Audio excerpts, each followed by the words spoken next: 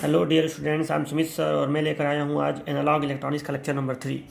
देखिए, analogue electronics में हम लोग यूनिट 2 पढ़ रहे हैं इस समय, जिसका नाम है बाइपोलर जंक्शन ट्रांजिस्टर।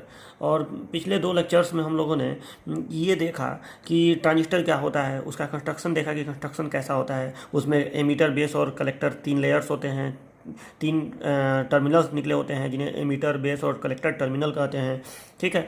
फिर हम लोगों ने ट्रांजिस्टर की बाइसिंग को समझा। हमने ये समझा कि एमीटर बेस जंक्शन हमेशा फॉरवर्ड बायस में होना चाहिए और कलेक्टर बेस जंक्शन हमेशा रिवर्स बायस में होना चाहिए। ये बाइसिंग करते कैसे हैं, अलग अलग 2 सेल लगाकर या बैटरियाँ लगाकर कैसे जोड़ा जाता है, उसका सर्किट भी बनाया। ठीक है, ये सब हम लोगों ने पढ़ा।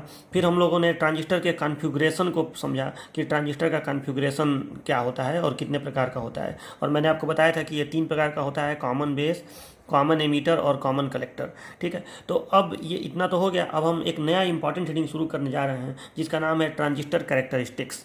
अब ये देखिए, ट्रांजिस्टर कैरेक्टरिस्टिक्स, जब भी आप ये नाम सुनिए कैरेक्टरिस्टिक्स, तो आपके दिमाग में यही आना चाहिए कि कैरेक्टरिस्टिक जो है एक ग्राफ होता है। ठीक है। जनरली वोल्टेज और करंट के बीच में, जैसे डायोड में आप लोग सुने होंगे वी आई कैरेक्टरिस्टिक्स होता था। ठीक है, जो ऐसे बनता था, आपको याद होगा। ठीक है, कुछ इस तरह से इसका होता था। ठीक है, तो इसको हम लोग वी आई करेक्टरिस्टिक्स कहते थे। सेम उसी तरीके से ट्रांजिस्टर में भी कुछ करेक्टरिस्टिक्स होते हैं। ठीक है, करेक्टरिस्टिक्स का मतलब ग्राफ। तो अब ये जो करेक्टरिस्टिक्स है ट्रांजिस्टर का, ये 2 प्रकार का होता है। एक होता है इनपुट करेक्टरिस्टिक्स और एक होता है आउटपुट करेक्टरिस्टिक्स। तो देखिए, अगर आपको पिछला लेक्चर याद हो तो मैंने आपको बताया था कि जो ये 3 कॉन्फ़िगरेशन होते हैं, कॉमन बेस, कॉमन कलेक्टर और कॉमन बेस, कॉमन इमीटर और कॉमन कलेक्टर, इन तीनों कॉन्फ़िगरेशन में एक टर्मिनल कहलाता है इनपुट टर्मिनल, एक टर्मिनल कहलाता है आउटपुट टर्मिनल और एक कहलाता है कॉमन टर्मिनल। ठीक है। तो अब जैसे एक टर्मिनल इनपुट टर्मिनल है तो उस टर्मिनल में जो धारा प्रवाहित होगी उसे हम इनपुट करंट कहेंगे। ठीक है। उसी तरह से एक टर्मिनल आउटपुट टर्मिनल है, जो उसमें जो धारा प्रवाहित होगी उसे आउटपुट करंट कहेंगे।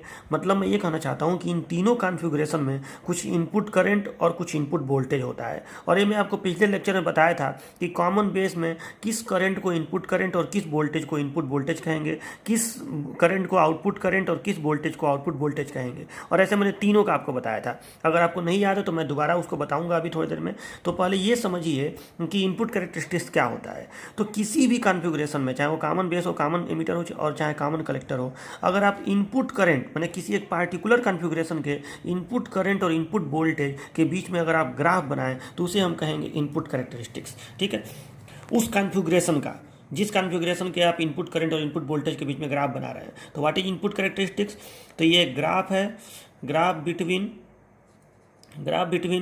इनपुट वोल्टेज,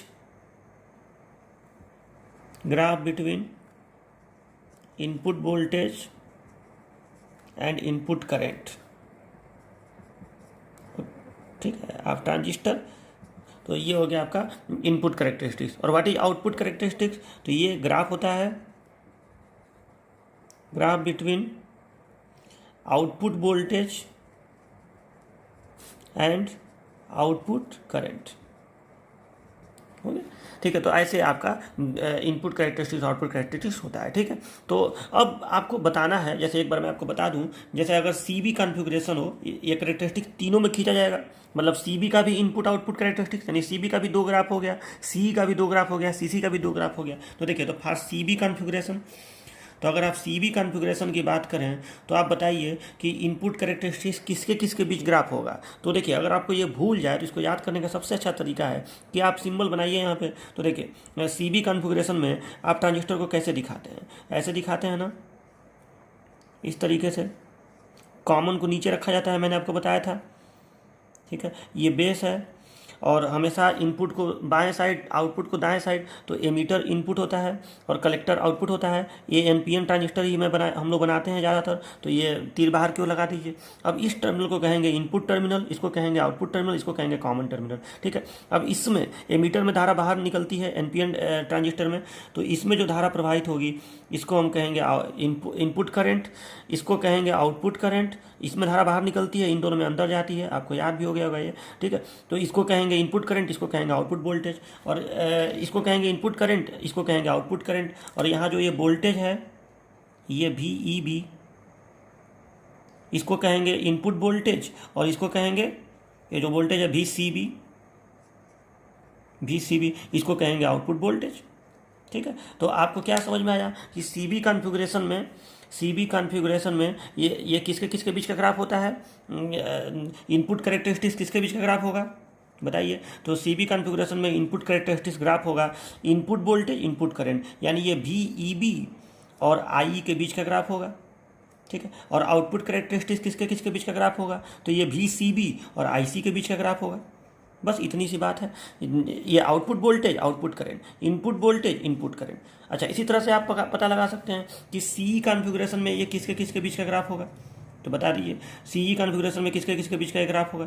तो आप CE कॉन्फ़िगरेशन का एक सिंबल बनाइए, तो देखिए एमीटर को कॉमन रखिए, कॉमन नीचे रखा जाता है। तो अब आप इस चित्र को ऐसे बनाएंगे, सिंबल को, एमीटर को नीचे तीर यहाँ लगा दीजिए, ये एमीटर, ये बेस और ये कलेक्टर, ठीक है। अब बताइए कि इसमें एमीटर में धारा बाहर क्यों निकलती है, लेकिन ये कॉमन वाला धारा है। इनपुट करंट कौन कहलाएगा, तो जो यहाँ से अंदर जाएगा IB, और यहाँ से जो अंदर जाएगा ये कहलाएगा आउटपुट करंट।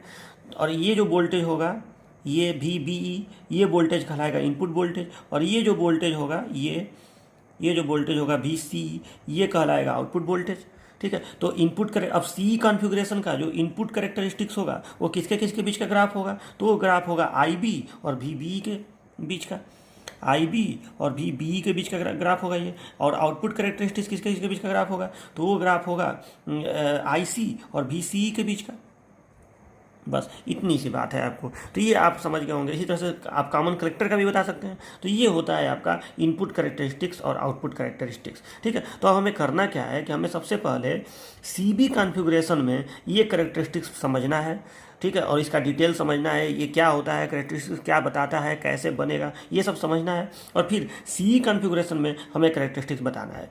अच्छा, हम एक चीज़ आपको मैं बता दूं कि ज़्यादातर एग्जाम में CE कॉन्फ़िगरेशन का कैरेक्टरिस्टिक्स पूछता है, मतलब ये मोस्ट इंपॉर्टेंट हो जाएगा आपका, ठीक है। इसको आप इंपॉर्टेंट कह सकते हैं, लेकिन मोस्ट इंपॉर्टेंट यही होगा CE कॉन्फ़िगरेशन में ट्रांजिस्टर का या BJT का कैरेक्टरिस्टिक, ये बहुत ज़्यादा एग्जाम में आता है, क्योंकि ज़्यादातर ट्रांजिस्टर का यूज CE कॉन्फ़िगरेशन में हम लोग करते हैं, कॉमन एमीटर में। उसका रीजन है वो आपको धीरे धीरे बाद में अपने आप समझ में आएगा, जब मैं आगे की चीज़ आपको बताऊंगा, तो ठीक है। तो ये सब चीज़ें, और इसी के साथ आप जब आप ये हेडिंग पढ़ेंगे तो इसके अंदर जब डिटेल पढ़ेंगे तो बहुत सारी और इंपॉर्टेंट हेडिंग, जैसे करंट गेन, वोल्टेज गेन, ये सब चीज़ें भी आपको सुनने को मिलेंगी। तो ये सब बहुत इंपॉर्टेंट टॉपिक है। तो चलिए, आपको सबसे पहले आप करना क्या है, आपको ये सब इतना बनाने की जरूरत नहीं है, क्योंकि ये बस समझने वाली बात है कि CB के लिए और CE के लिए और CC के लिए इनपुट कैरेक्टरिस्टिक्स और आउटपुट कैरेक्टरिस्टिक्स किसके किसके बीच का ग्राफ होगा। तो आपको बस इतना करना है कि लिखना है ट्रांजिस्टर कैरेक्टरिस्टिक्स हेडिंग में कि 2 प्रकार का होता है, इनपुट कैरेक्टरिस्टिक्स, और इसमें हेडिंग डाल के अंदर लिखिएगा कि यह कैरेक्टरिस्टिक्स ट्रांजिस्टर के इनपुट वोल्टेज और इनपुट करंट के बीच का ग्राफ होता है।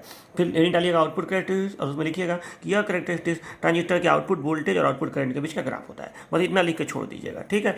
और इतना लिखने के बाद आपका जो नेक्स्ट हेडिंग है वो मैं अब आपको बता रहा हूँ। अब आपको नेक्स्ट हेडिंग रहेगा कॉमन बेस में ये कैरेक्टरिस्टिक्स दोनों, ठीक है, और फिर कॉमन एमीटर में। तो चलिए अब नेक्स्ट हेडिंग मैंने हेडिंग डाली है यहाँ पे कि characteristics of transistor in common base configuration, यानी कॉमन बेस कॉन्फ़िगरेशन में BJT का या ट्रांजिस्टर का कैरेक्टरिस्टिक्स, उसका अभिलक्षण। इसका हिंदी होगा कि कॉमन बेस कॉन्फ़िगरेशन में ट्रांजिस्टर का अभिलक्षण। ये हेडिंग इंपॉर्टेंट है, एग्जाम में आता है, लेकिन सबसे ज़्यादा कॉमन एमीटर का आता है, जो इसके बाद में आपको पढ़ाऊंगा। तो देखिए, सबसे पहली बात कि आपको बनाना है ग्राफ। कैरेक्टरिस्टिक्स का मतलब ग्राफ, और ग्राफ खींचने के लिए, ग्राफ जाहिर सी बात है इनपुट वोल्टेज इनपुट करंट के बीच होगा और आउटपुट वोल्टेज आउटपुट करंट के बीच होगा, यानी एक इनपुट कैरेक्टरिस्टिक्स होगा, एक आउटपुट कैरेक्टरिस्टिक्स होगा, यानी कहीं ना कहीं हमें वोल्टेज और करंट के बीच का ही ग्राफ बनाना है। अब वोल्टेज करंट के बीच का ग्राफ कैसे बनेगा, तो तभी तो बनेगा जब हम वोल्टेज करंट को नापेंगे। तो हमें जो सर्किट बनाना पड़ेगा कैरेक्टरिस्टिक्स खींचने के लिए, अगर मैं आपको एक ट्रांजिस्टर ला के दे दूँ, ठीक है, और कहूँ कि इसका कैरेक्टरिस्टिक्स खींचो, तो आपको उसमें वोल्ट मीटर और एमीटर जोड़ना पड़ेगा ताकि आप उसमें वोल्टेज और करंट माप सकें। और सीधी सी बात यह है कि आपको 2 करंट नापना है, इनपुट करंट आउटपुट करंट, और 2 वोल्टेज नापना है, इनपुट वोल्टेज आउटपुट वोल्टेज। तो कितना एमीटर लगाना पड़ेगा, कितना वोल्ट मीटर लगाना पड़ेगा, तो आपको 2 एमीटर लगाना पड़ेगा और 2 वोल्ट मीटर लगाना पड़ेगा। तो अब एक ऐसा सर्किट बनाइए जिसमें सही स्थान पर एमीटर वोल्ट मीटर लगाकर आप एक सर्किट तैयार करेंगे। उस सर्किट को आपको कॉपी पे दिखाना पड़ेगा और तब उसका कैरेक्टरिस्टिक्स बताएंगे कैसे बनेगा, ठीक है। सेम यही चीज़ डायोड के VI कैरेक्टरिस्टिक्स, अगर आप अपना नोट्स खोल के देखेंगे तो डायोड के VI कैरेक्टरिस्टिक्स में मैंने करवाया था, एक सर्किट बनवाया था जिसमें एमीटर वोल्ट मीटर था, ठीक है, और उसी के साथ नीचे बताया था कि कैरेक्टरिस्टिक्स कैसे बनेगा इसका। तो देखिए, तो पहले मैं एक सर्किट बना रहा हूँ जिसमें एमीटर वोल्ट मीटर जुड़ा हो, ताकि आप इस सर्किट की मदद से कैरेक्टरिस्टिक्स खींचेंगे। तो देखिए सर्किट कैसे बनेगा, कॉमन बेस कॉन्फ़िगरेशन में बनाना है। तो आप क्या करेंगे, यहाँ पे एक ट्रांजिस्टर का सिंबल बनाएंगे, ठीक, तो ये ट्रांजिस्टर का सिंबल हो गया। ठीक है, थोड़ा सा बड़ा ही कर दे रहा हूँ, तो ये ट्रांजिस्टर का सिंबल हो गया। ठीक, और कॉमन बेस में करना है तो कॉमन बेस में बेस नीचे रखना है आपको, तो यहाँ पे बेस को नीचे रखने के लिए आप ट्रांजिस्टर को ऐसे बनाएंगे। ठीक है, ये हो गया बेस टर्मिनल। उसके बाद एनपीएन ट्रांजिस्टर का ही हम लोग प्रयोग करते हैं। ठीक है, तो तीर बाहर की ओर आप लगाइएगा, और यहाँ पे एमीटर टर्मिनल ये हो गया। ठीक है, एमीटर को बाएं तरफ ये इनपुट टर्मिनल कहलाएगा, और कलेक्टर को दाएं तरफ ये आउटपुट टर्मिनल कहलाएगा। ठीक है, और ये बेस टर्मिनल तो हो गया, इनपुट टर्मिनल, बेस टर्मिनल और कलेक्टर का टर्मिनल, ये emitter, base, collector, input, common, output. ठीक है, अब आपको क्या करना पड़ेगा कि यहाँ पे जरा सा धारा का नाम लिख दीजिए, तो एमीटर से धारा बाहर निकलेगी, एनपीएन ट्रांजिस्टर है तो। ठीक है, तो एमीटर से धारा बाहर की ओर, एमीटर से धारा बाहर निकलेगी।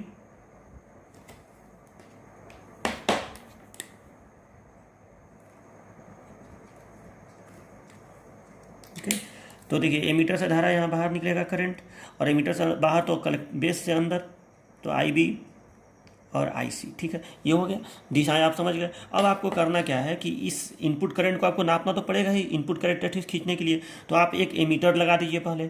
एमीटर हमेशा सीरीज में जुड़ता है, आपको मैं बता चुका हूँ। ठीक है, तो एमीटर सीरीज में जोड़ दीजिए एक एमीटर यहाँ पे। और ये करंट जो है ना, ट्रांजिस्टर का करंट बहुत ज़्यादा हैवी हाई करंट नहीं होता है ये, तो आप इसको जनरली ये मिली एम्पियर में रहता है, तो आप एक मिली एमीटर यहाँ पे जोड़ देंगे, तो उसको मैंने यहाँ पे दिखाया है। ये कौन सा करंट नापेगा? Ammeter current. ठीक है, यानी इनपुट करंट।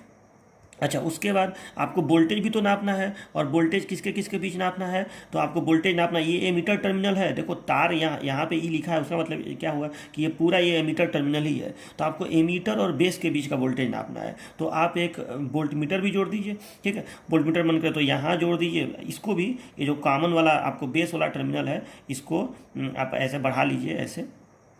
ठीक है, इधर बढ़ा लीजिए ताकि आप, ठीक है, इसको ऐसे बढ़ा लीजिए। देखो कॉमन टर्मिनल तो इधर भी आएगा और इधर भी आएगा, मैंने आपको बताया था ना, इधर इनपुट सिग्नल देते हैं, इधर आउटपुट सिग्नल हमको मिलता है। ठीक है, तो यहाँ पे अगर हम एक वोल्टमीटर जोड़ दें, देखो अगर यहाँ पे हम एक वोल्टमीटर जोड़ दें, तो ये वोल्टमीटर एमीटर और इसको यहाँ ला के जोड़ दो। वोल्टमीटर हमेशा पैरेलल में जोड़ा जाता है। ठीक है, तो याद रखिएगा वोल्टमीटर हमेशा पैरेलल में जुड़ता है। तो ये वोल्टमीटर कौन सा चीज़ बता देगा, आप बताइए। तो ये वोल्टमीटर बता देगा एमीटर और बेस के बीच का वोल्टेज। जाहिर बात है एमीटर और बेस के बीच का वोल्टेज बता देगा, क्योंकि एमीटर और बेस के बीच ये जुड़ा हुआ है, तो ये VEB का मान बता देगा। ठीक है, ये बेस एमीटर वोल्टेज बता देगा। ठीक है, और ये हो गया आपका, तो ये आपको समझ में आ गया होगा कि ये VEB बता देगा, और मिली एम्पियर में एमीटर करंट बता देगा, तो हो गया इनपुट करंट और इनपुट वोल्टेज, दोनों वोल्टेज नपा गया। अच्छा, अब हम यहाँ पे एक सेल या बैटरी जोड़ेंगे, जिससे हम बाइसिंग दे सके ट्रांजिस्टर का। एक सेल या बैटरी के थ्रू ही तो बाइसिंग दे पाएंगे। अगर हम सेल या बैटरी इधर नहीं जोड़ेंगे तो कोई करंट ही नहीं प्रवाहित होगा। आपको ये समय पढ़ा चुका हूँ, अगर आप नहीं पढ़े हैं तो पहले के वीडियो देख लीजिए, मैंने आपको सब बताया था कि ट्रांजिस्टर में करंट कैसे फ्लो होता है, बाइसिंग देना क्यों जरूरी है। ठीक है, ट्रांजिस्टर में काम करवाने के लिए अगर एक कॉमन बेस हो, ये N है, ये P है, ये N है, यहाँ एमीटर, यहाँ बेस, यहाँ कलेक्टर, तो आपको मैं बता चुका हूँ ना कि इस एमीटर बेस जंक्शन को जब हम फॉरवर्ड बायस रखेंगे, तभी ना यहाँ से इलेक्ट्रॉन निकल के इसमें जाएगा, यहाँ से मेजॉरिटी इलेक्ट्रॉन्स इसमें जाएगा, और ठीक है, और यहाँ पे होल से थोड़ा बहुत तो इलेक्ट्रॉन कंबाइन होकर खत्म होगा, लेकिन बहुत कम ऐसा होता है कि खत्म हो, क्योंकि यहाँ पे होलों की संख्या कम है। ठीक है, और जब थोड़े बहुत इलेक्ट्रॉन यहाँ पे खत्म होंगे तो उनकी क्षतिपूर्ति यहाँ से बेस टर्मिनल कर देता है अंदर की ओर, यहाँ से। ठीक है, तो इलेक्ट्रॉनों की क्षतिपूर्ति इधर से हो जाती है, इधर से। ठीक है, इधर से होता है, वो मैं आपको बताया हूँ। ठीक है, ऐसे जब होता है तो जब इलेक्ट्रॉनों की क्षतिपूर्ति इधर से ये टर्मिनल इधर से ऐसे कर देता है, इधर से ऐसे। ठीक है, और उसके बाद जो बचे हुए इलेक्ट्रॉन होते हैं वो इधर चले जाते हैं, और इधर से वो इलेक्ट्रॉन इस बैटरी के पॉजिटिव टर्मिनल पे ऐसे आते हैं, इधर पे। तो ऐसे इलेक्ट्रॉन यहाँ से बाहर निकलते हैं तो धारा अंदर जाती है, यहाँ इलेक्ट्रॉन ऐसे जाके ऐसे निकलते हैं तो धारा यहाँ से अंदर जाती है। ठीक है, और ये दोनों धाराएं मिलकर यहाँ से धारा का निर्माण होता है, जब दोनों धाराएं मिलती है। तो चलिए, तो ये सब तो हो गया था। तो मैं ये बताना चाह रहा हूँ आपको कि यहाँ पे ये बैटरी हम जोड़े हैं कि नहीं, एमीटर बेस जंक्शन को फॉरवर्ड बायस देने के लिए और कलेक्टर बेस जंक्शन को रिवर्स बायस देने के लिए, तो वही यहाँ पे आप जोड़ेंगे, और उसी की मदद से तो ये सब धारा प्रवाहित होता है। ठीक है, तो अब देखिए, तो यहाँ पे हम एक बैटरी जोड़ेंगे, लेकिन अब बात यह है कि अगर मैं सीधे यहाँ पे एक बैटरी ऐसा ला के जोड़ दूँ, अगर मैं सीधे यहाँ पे एक बैटरी या एक छोटा सा सेल ही ला के जोड़ दूँ, ठीक है, और एक बात बताइए, इसका प्लस किधर होगा माइनस किधर होगा आपको पता करना है। तो देखो यहाँ पे एमीटर बेस जंक्शन हमेशा फॉरवर्ड बायस होना चाहिए, और ये ट्रांजिस्टर कौन सा है, NPN है, यहाँ N है, यहाँ P है और यहाँ n है, यही तो है। तो n को क्या दोगे तो फॉरवर्ड बायस निगेटिव, तो n को आपको निगेटिव देना पड़ेगा, तो याद रखिएगा इस बात को। तो n को आपको निगेटिव देना पड़ेगा। तो अगर मैं ऐसे यहाँ पे एक ऐसे ऊपर माइनस नीचे प्लस, और आपको मालूम है कि यहाँ पे बहुत बड़ा बैटरी नहीं जोड़ना पड़ता है, छोटा मोटा सेल जोड़ने से ही काम चल जाता है। तो मान लो कि यहाँ पे अगर मैं ऐसे जोड़ दूँ, यहाँ माइनस और यहाँ प्लस, तो ये सही तो है, कोई दिक्कत नहीं है। लेकिन इससे जानते हो क्या होगा, इससे ये होगा कि जो भी इस सेल का वोल्टेज होगा वही ये भी ई बी कहलाएगा। यार जो भी इस सेल का वोल्टेज होगा वही तो एमीटर और बेस के बीच का वोल्टेज होगा। और हमें खींचना है ग्राफ। अब ग्राफ खींचने का मतलब ये होता है कि आप भी ई बी के अलग अलग मानों के लिए इस आई के मान को परखें। मतलब आपको ग्राफ खींचना है इनपुट वोल्टेज इनपुट करंट में, तो आपको भी ई बी का अलग अलग मान देके आई का मान प्राप्त करना है। तो ये बताओ अगर हम एक यहाँ पे सेल लगा दिए तो क्या सेल का वोल्टेज अपने आप घटता बढ़ता रहेगा? ऐसा तो नहीं होगा। अगर ये 2 वोल्ट का सेल हो, ठीक है, तो 2 ही वोल्ट यहाँ पे भी ई बी रहेगा। तो ग्राफ केवल एक पॉइंट से नहीं खींचा जा सकता है कि हाँ भी ई बी का, ये मान लो ग्राफ आप बना रहे हैं आई में और भी ई बी में, तो हो गया कि हाँ भी ई बी 2 वोल्ट है और आई इतना, तो एक बिंदु से ग्राफ बनता है। कभी ग्राफ के लिए तो अनेक ऐसे बिंदु चाहिए तब जाके ग्राफ बनता है। तो उसके लिए हमको भी ई बी के मान को घटाना बढ़ाना पड़ेगा। यानी सीधी बात यह है कि इस बैटरी के वोल्टेज को घटाना बढ़ाना पड़ेगा, ठीक है। तो अब उसके लिए हम लोग को लगाना पड़ेगा एक पोटेंशियोमीटर, ठीक है। तो पोटेंशियोमीटर वोल्टेज को घटाने बढ़ाने वाला एक डिवाइस होता है, ठीक है। मैंने एक तरह का वेरिएबल रेजिस्टेंस समझ लीजिए। तो उसको हम ऐसे दिखाएंगे, ठीक है। इसको हम ऐसे, यहाँ पे आप रेजिस्टेंस का भी सिंबल बना सकते हैं या ऐसे भी बना सकते हैं, ऐसे, ठीक है। तो ये अब यहाँ पे इस साइड में हम लोग बैटरी जोड़ देंगे, ठीक है। और मैंने कैसे बताया था, ऊपर माइनस नीचे प्लस ना, ऊपर माइनस नीचे प्लस। और यहाँ पे ज़्यादा बड़ा बैटरी ज़्यादा जोड़नी है, छोटा सा सेल भी लगाएंगे तो काम चल जाएगा। अब देखिए ये माइनस ये प्लस, और इसका नाम क्या देंगे? तो देखो अब यहाँ ये जो वोल्टेज है वी ई बी है, इसका नाम हम लोग देंगे वी ई ई, क्योंकि ये मीटर टर्मिनल से जुड़ा हुआ है। तो इसका नाम लिखते हैं हम लोग वी ई ई, ठीक है। भी ई बी लिख देंगे तो थोड़ा गलत हो जाएगा, क्योंकि भी ई हो सकता है कि ये 2 वोल्ट हो, लेकिन इसको घटाए बढ़ाएंगे तो हो सकता है कि यहाँ पे 1 ही वोल्ट प्राप्त हो, यहाँ पे आधा वोल्ट ही प्राप्त हो। तो भी ई बी वो वोल्टेज है जो यहाँ से घटाने बढ़ाने के पश्चात जो लास्ट में यहाँ बचा हुआ मिलेगा वो भी ई बी कहलाएगा। इसलिए इस बैटरी को हम लोग भी ई लिखते हैं, ठीक है, क्योंकि ये मीटर टर्मिनल में जुड़ा होता है, इसलिए इसको भी ई लिखते हैं, ठीक है। तो इसको लिखेंगे भी ई, ठीक है। इनपुट टर्मिनल में जो जुड़ा रहेगा उसी का नाम 2 बार ऐसे लिख दिया जाता है। तो भी ई लिखेंगे, इधर का भी सी सी लिखेंगे, अभी मैं लिखूंगा। तो इसको भी ई, और अब इसको हम आगे पीछे ऐसे करेंगे तो जाहिर सी बात है इसको हम अप डाउन करेंगे। तो मान लो कि ये 2 वोल्ट है, तो इसको अप डाउन करके हम यहाँ का voltage 0 volt, 0.1 volt, 0.2 volt, 0.9 volt, 1 volt, 1.5 volt, अधिकतम 2 वोल्ट तक हम यहाँ प्राप्त कर सकते हैं। 2 से ज़्यादा नहीं कर पाएंगे, ठीक है। तो जितना इसका वोल्टेज होगा उतने वोल्टेज को हम घटा बढ़ा के इसके माध्यम से यहाँ प्राप्त कर लेंगे, इसीलिए ये लगाना जरूरी है। तो चलो इधर का तो काम हो गया, दोनों चीज़ लग गया। अब इधर लगाएंगे, तो इधर कैसे लगाएंगे देखिए। तो इधर के लिए हम लोग क्या करेंगे, इधर के लिए भी सेम वही चीज़ कि सबसे पहले हम लोग ये कलेक्टर करंट है, इसको नापने के लिए क्या लगाना पड़ेगा, एक मिली एमीटर, ठीक, ये आ गया। और फिर इस बेस को मैं इधर भी बढ़ा दे रहा हूँ, ठीक है। अच्छा, इसको नापने के लिए क्या बनाना पड़ेगा बताइए, लगाना पड़ेगा ये कलेक्टर और बेस, इसके बीच का वोल्टेज को नापना है। तो इसके लिए आपको लगाना पड़ेगा एक वोल्ट मीटर, ठीक है। और ये वोल्ट मीटर कौन सा वोल्टेज नापेगा, तो ये कलेक्टर और बेस के बीच का वोल्टेज नापेगा, यानी भी सी बी नापेगा और ये आई सी नापेगा, ठीक है। और फिर इधर भी हम एक सेल लगाते हैं, बैटरी लगाते हैं, ठीक है। तो उसके वोल्टेज को बैरी करना पड़ेगा। तो उसके लिए हमको लगाना पड़ेगा इधर, क्या लगाना पड़ेगा, उसके लिए हमें इधर एक पॉट यानी पोटेंशियोमीटर लगाना पड़ेगा,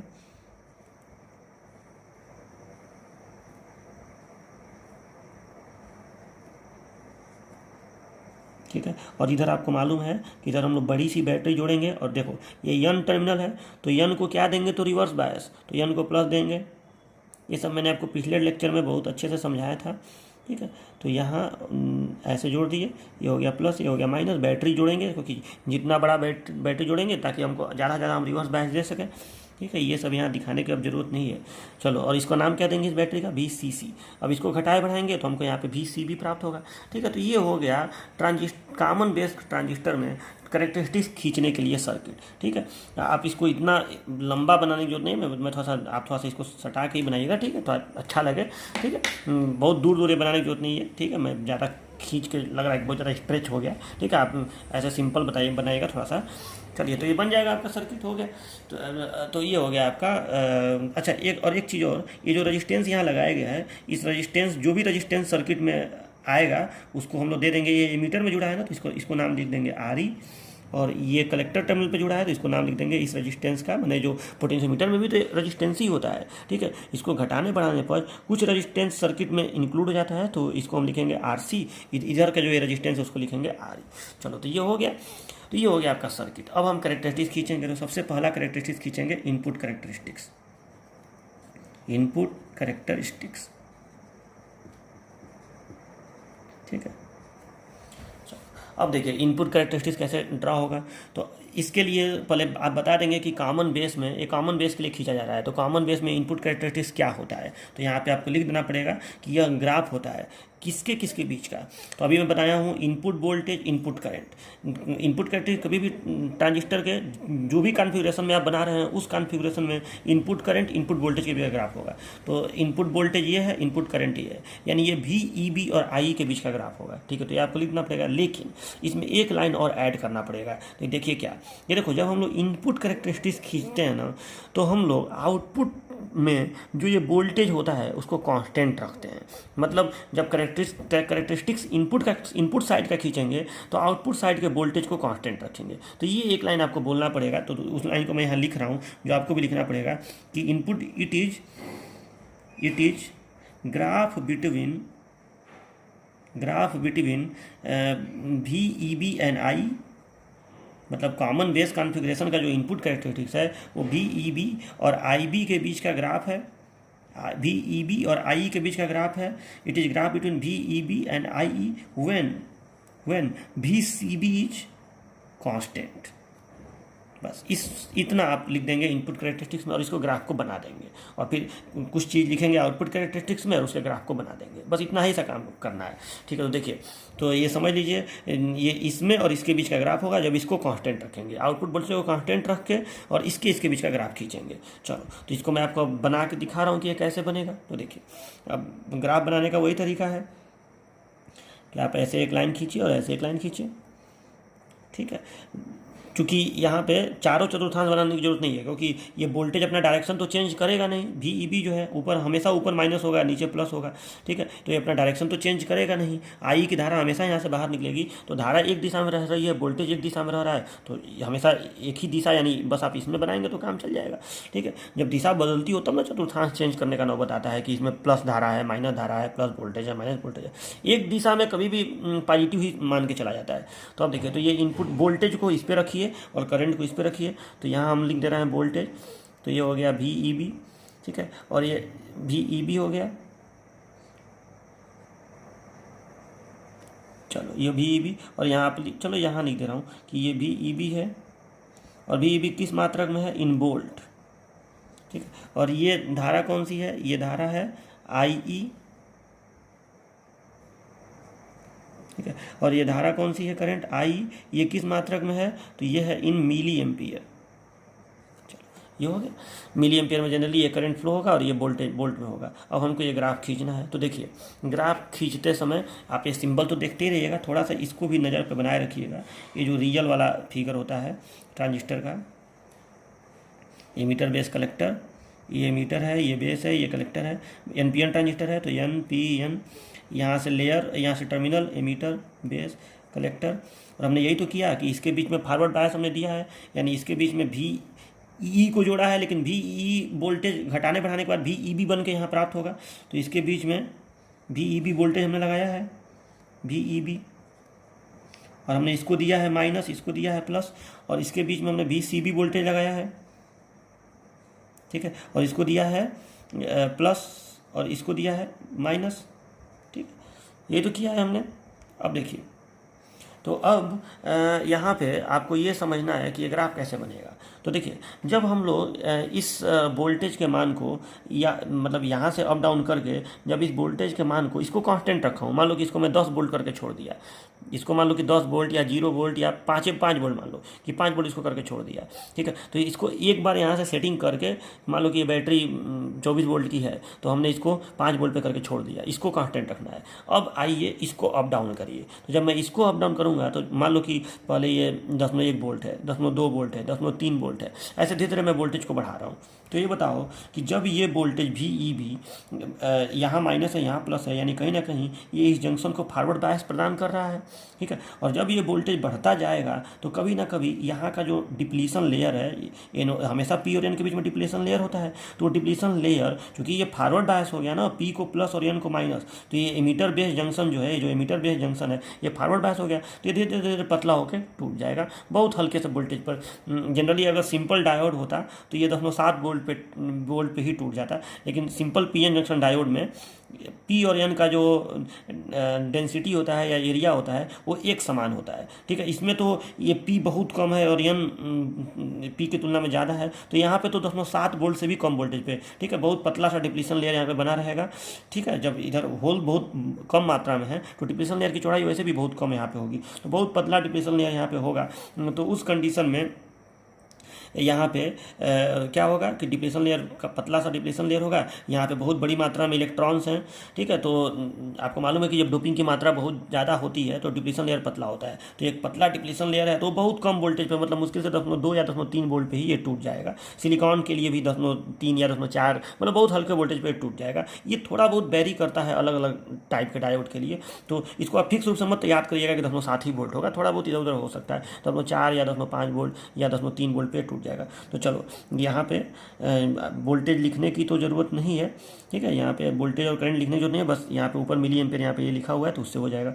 तो अब देखिए, तो यहाँ पे क्या होगा, तो देखिए कुछ मान मैंने यहाँ पे लिख भी दिया है, ओके, कि 10 मान लीजिए कि 10.1 वोल्ट, 10.3 वोल्ट, 10.5 वोल्ट, 10.7 वोल्ट, ऐसे ये बढ़ता जाएगा। मतलब आप इस रेजिस्टेंस को वेरी करा के यहाँ के वी को कम से अधिक की ओर ले जा रहे हैं। तो जब आप इस वोल्टेज को बढ़ाएंगे तो यहाँ का डिप्लीशन लेयर, क्योंकि ये फॉरवर्ड बायस वाला वोल्टेज है, तो डिप्लीशन लेयर पतला होता जाएगा, और जब डिप्लीशन लेयर समाप्त हो जाएगा तो उस कंडीशन में आप बताइए क्या होगा। तो यहाँ से अब जब तक डिप्लीशन लेयर बना रहेगा तब तक आप इस वोल्टेज को वी को कितना भी मतलब बढ़ाएंगे, 10.1 वोल्ट किए, थोड़ा डिप्लीशन लेयर पतला हुआ, लेकिन करंट तो नहीं ना फ्लो होगा, ठीक है। करंट तो तभी फ्लो होगा जब ये डिप्लीशन लेयर समाप्त होगा, ठीक है। तो इसका जब फॉरवर्ड ब्रेकडाउन होगा तभी करंट इसमें प्रवाहित होगा। तो जब इसमें ब्रेकडाउन इसका हो जाएगा वी के एक सर्टेन मान पर, मान लो कि यहाँ पे 10.4 वोल्ट मान लो ब्रेकडाउन हो गया, तो उस समय जैसे ही इसका ब्रेकडाउन होगा यहाँ से जो इलेक्ट्रॉन्स हैं वो बहुत तेज़ी से दौड़ेंगे और ये बेस की तरफ जाएंगे, और आपको मालूम है कि जब ये बेस में जाएंगे तो वहाँ रुकेंगे नहीं, बल्कि कुछ वहाँ पे कंबाइन होंगे होल से थोड़े बहुत, और उसके बाद जो बचे हुए रहेंगे वो पहुंच जाएंगे कलेक्टर में। ये यहाँ का जो रिवर्स बायस है उसको नहीं रोकता है, इसका कारण मैं आपको बता चुका हूँ। तो ये सीधे कलेक्टर में पहुंच जाएंगे और फिर यहाँ से निकल के इधर आएंगे, तो पूरे में एमीटर करंट प्रवाहित होने लगेगा, और ठीक है। तो यानी ये ग्राफ इस तरह से बनेगा कि आप ये वोल्टेज कम रखें, ये इतने दूर के वोल्टेज में कोई धारा नहीं बह रही है, लेकिन अचानक जब इस वी का मान 10.4 वोल्ट या उसके आसपास में हुआ है, डिप्लीशन लेयर समाप्त हुआ है, तुरंत एमीटर करंट जो है वो प्रवाहित होने लगी है, और एक तेज़ी से एमीटर धारा का मान उसके बाद बढ़ने लगेगा। उसके बाद जैसे ही ये ब्रेकडाउन हो जाएगा उसके बाद लगभग नियत वोल्टेज पर, उसके बाद आप वोल्टेज 9 भी बढ़ाएं या हल्का सा भी बढ़ाएं तो बहुत तेज़ी से धारा का प्रवाह इसमें होगा, बहुत तेज़ी से धारा बढ़ेगी, ठीक है। तो ब्रेकडाउन के पश्चात तो धारा ऐसे बढ़ेगी खूब तेज़ी से। तो ये ग्राफ इस तरह से इसका बनता है, ठीक है, इस तरह से इसका ग्राफ बनेगा, थोड़ा सा और इस तरह से ये ग्राफ बनेगा, ठीक है। और ये जो ग्राफ है, इस समय मैं वी के मान को कांस्टेंट रखा हूँ, तो मान लो कि मैं इस समय वी के मान को मान लो 5 वोल्ट रखा हूँ, ठीक है, या फिर मैं यहाँ पर लिख दे रहा हूँ VCV1 रखा हूँ, तो कोई एक वोल्टेज VCV1 ऐसे ही नाम दे दिया हूँ, ठीक है। तो ये हो गया आपका ग्राफ। अब देखिए, तो ये आपको जरूर समझ में होगा कि इसी को हम लोग कहते हैं ट्रांजिस्टर का, बीजेटी का कॉमन बेस में इनपुट कैरेक्टरिस्टिक्स, जो आई और वी के बीच खींचा गया है, ओके।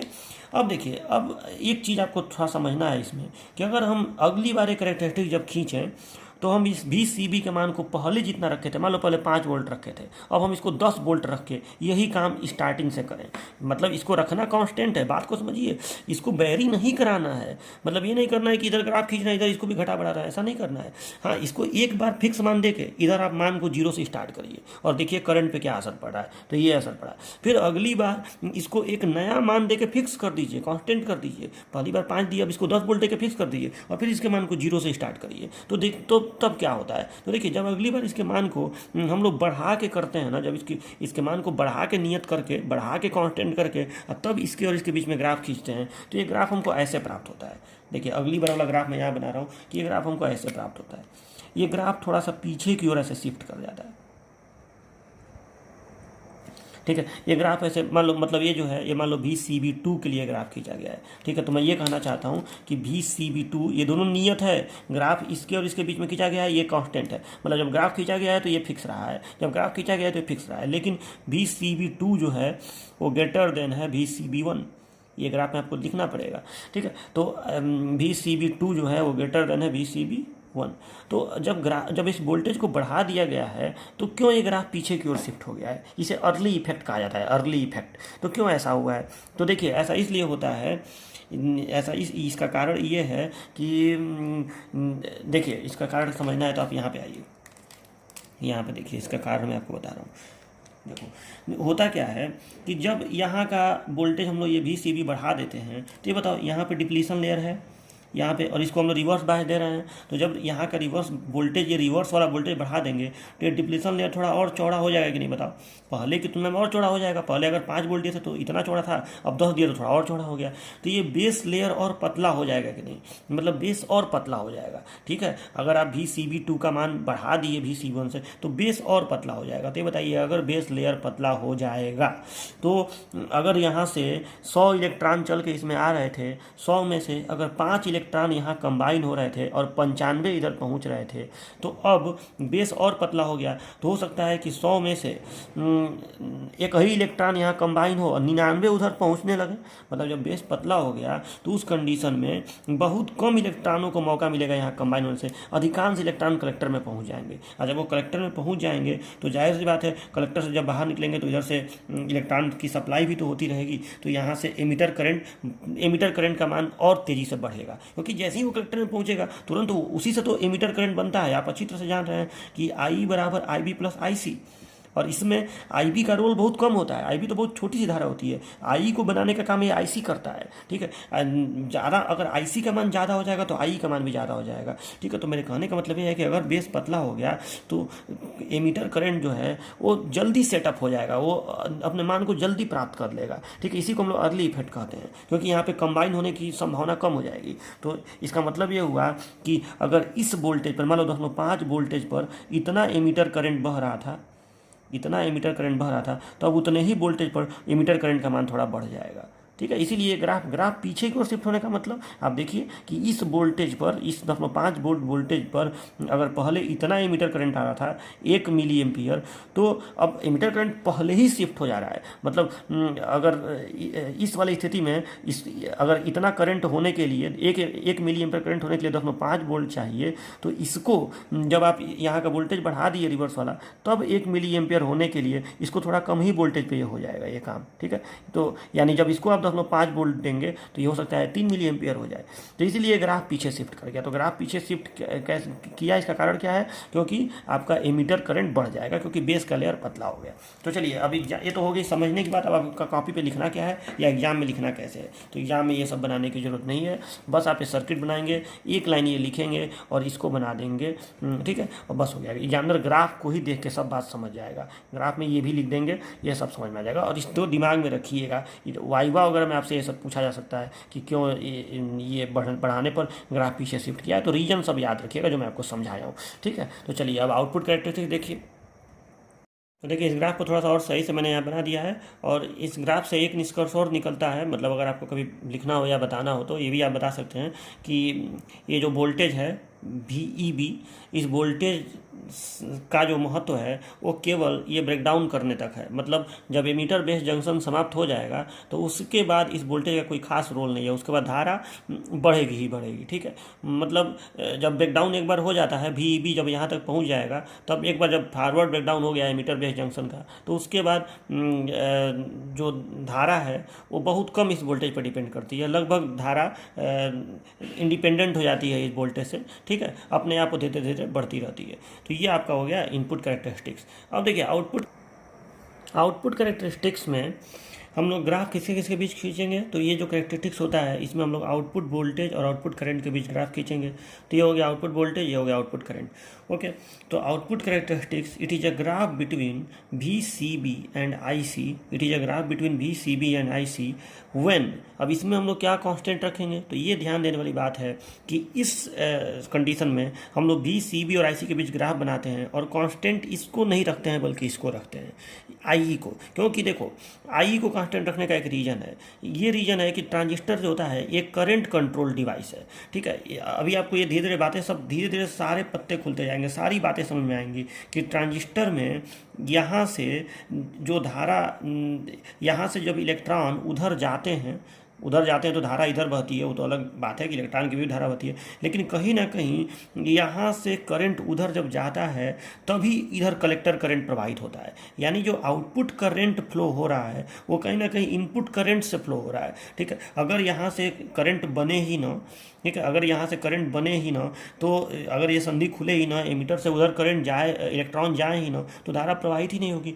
तो इसका मतलब ये हुआ कि ट्रांजिस्टर एक करंट कंट्रोल डिवाइस है। ठीक है, इसमें हम लोग करंट का यूज करके इसको कंट्रोल करते हैं। अभी ये सारी बातें आपको धीरे धीरे किस करंट से कंट्रोल करते हैं, कैसे, ये सब आपको समझ में आ जाएगा। तो मैं इतना पहले जानिए कि इस कैरेक्टरिस्टिक्स में हम लोग VCB और IC के बीच ग्राफ खींचते हैं इस IE को कांस्टेंट रखकर।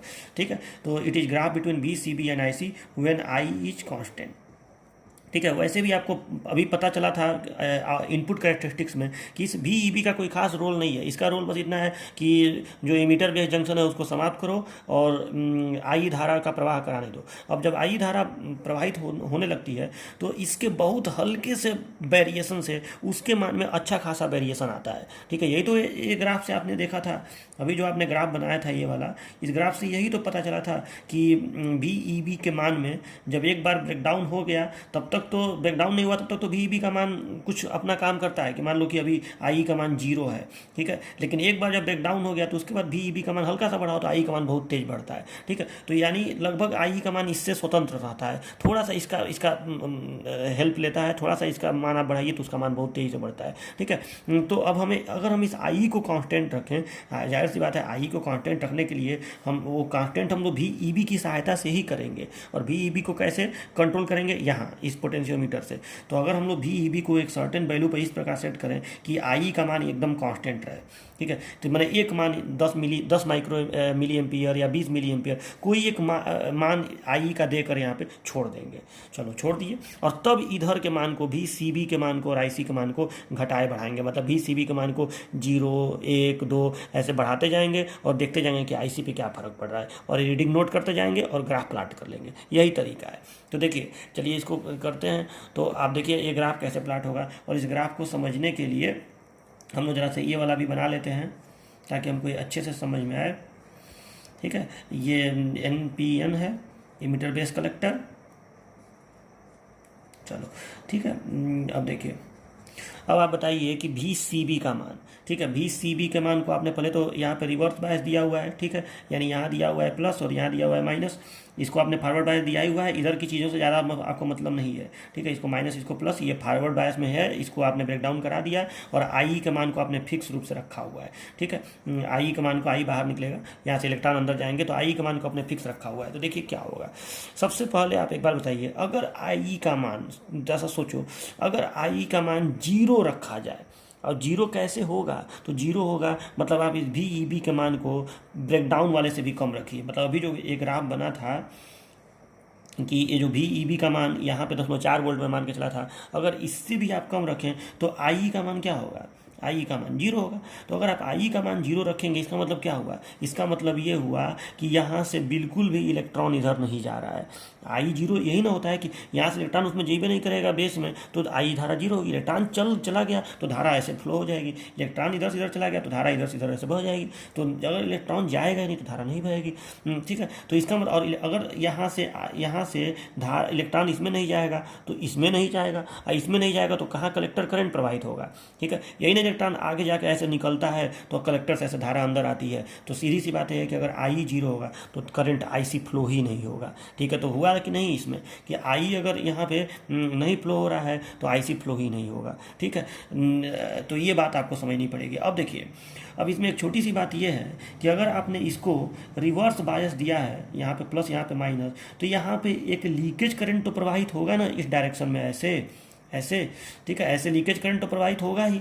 और इस लीकेज करंट को हम लोग क्या कहते हैं, कॉमन बेस कॉन्फ़िगरेशन में जो लीकेज करंट प्रवाहित होता है उसको हम लोग क्या कहते हैं, मैंने आपको पिछले लेक्चर में इसका नाम बताया था, ICBO।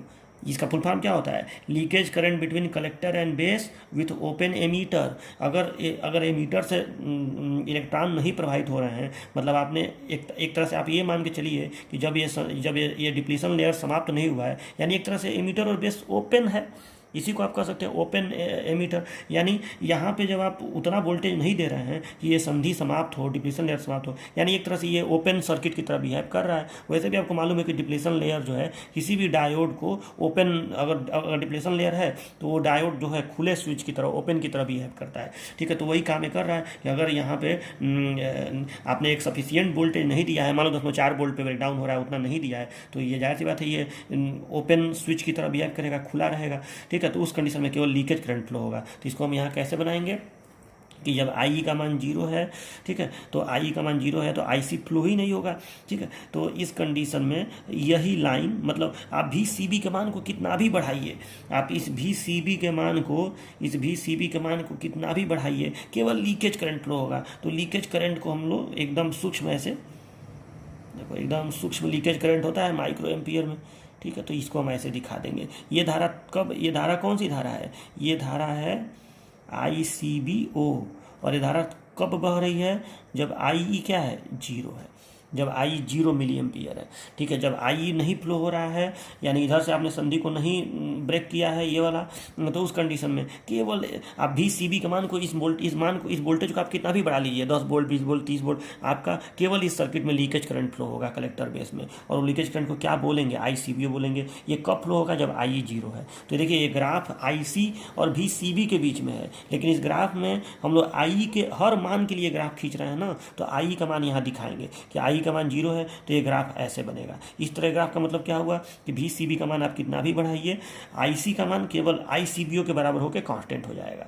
ठीक है, जैसे ही आप यहाँ पे रिवर्स बायस लगाएंगे, यहाँ पे लीकेज करंट ऐसे फ्लो होना शुरू होगा, और लीकेज करंट हल्का सा 0 से मैक्सिमम जितना भी उसको होना है, वैसे तो ज़्यादा नहीं होता है, लेकिन जितना भी होना है 0 से उतना हो जाएगा तुरंत, और फिर कांस्टेंट रहेगा।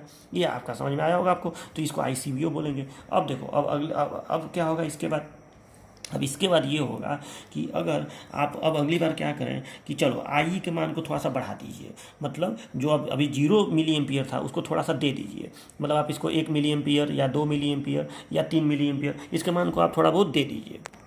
मान लीजिए मैं 1 मिली एम्पियर दे दिया। ठीक है, तो अगर 1 मिली एम्पियर का आई फ्लो होगा तो 1 मिली एम्पियर का मतलब, अब 1 मिली एम्पियर कैसे फ्लो होगा, वो फ्लो इस ग्राफ से आपको समझना पड़ेगा। जो इनपुट का ग्राफ था कि आप मान लो कि यहाँ पे ग्राफ इस तरह से बना था, तो यहाँ पे 1 मिली एम्पियर आई के लिए कितना भी ईबी चाहिए वो आपको यहाँ से पता चल जाएगा, उतना भी ईबी आप दे दीजिए ताकि 1 मिली एम्पियर का आई भी फ्लो हो जाए। अब देखो 1 मिली एम्पियर का जब आई भी फ्लो होगा तो 1 मिली एम्पियर का मतलब क्या हुआ, कुछ इलेक्ट्रॉन 1 मिली एम्पियर धारा बनाने वाले जितने भी इलेक्ट्रॉन होंगे उतने इलेक्ट्रॉन इधर से इधर चलेंगे। ठीक है, और 1 मिली एम्पियर धारा बहने लगेगी। तो अब इसमें क्या होगा कि इसमें ये होगा कि अब जैसे ही आप VCB के मान को देखो, इधर आपको 1 मिली एम्पियर धारा करके छोड़ देना है। ठीक है, अब वो 1 मिली एम्पियर धारा जो है मतलब उसके बदले में जो भी इलेक्ट्रॉन होंगे वो इलेक्ट्रॉन इधर से इधर चल के इसमें आएंगे बेस में, और यहाँ के वोल्टेज को आपको धीरे धीरे बढ़ाना है। ठीक है, तो यहाँ के वोल्टेज को आप रिवर्स बायस हल्का सा ही रखेंगे, अगर थोड़ा सा भी रिवर्स बायस आप इसको रखेंगे तो उस कंडीशन में जो भी इलेक्ट्रॉन इसमें आएगा वो जाहिर सी बात है पी में इलेक्ट्रॉन माइनॉरिटी हो जाता है तो उसको ये रिवर्स बायस नहीं रोकेगा और वो सारे के सारे इलेक्ट्रॉन इसमें आ जाएंगे। ठीक है, तो यानी कहने का मतलब ये है कि इस वी सी बी से कोई ज़्यादा मतलब नहीं है। वी सी बी का मान आप 1 रखिए, 2 रखिए, रिवर्स वाला कितना भी रखिए, वी सी बी उससे कोई खास मतलब नहीं है। जितना आई बहना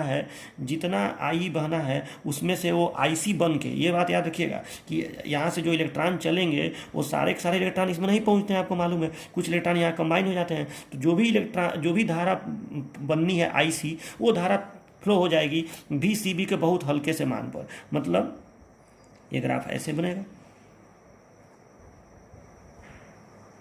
ठीक है, ठीक है, तो ये मैंने ग्राफ बनाया है इसका। ये कब कब बनेगा, जब आई का मान 1 मिली एम्पियर है मान लो। ठीक है, जब आई का मान 1 मिली एम्पियर है, मतलब हमें देखो ग्राफ कैसे बनाना है कि आई के मान को कांस्टेंट रखकर, आई का कोई एक मान फिक्स देकर।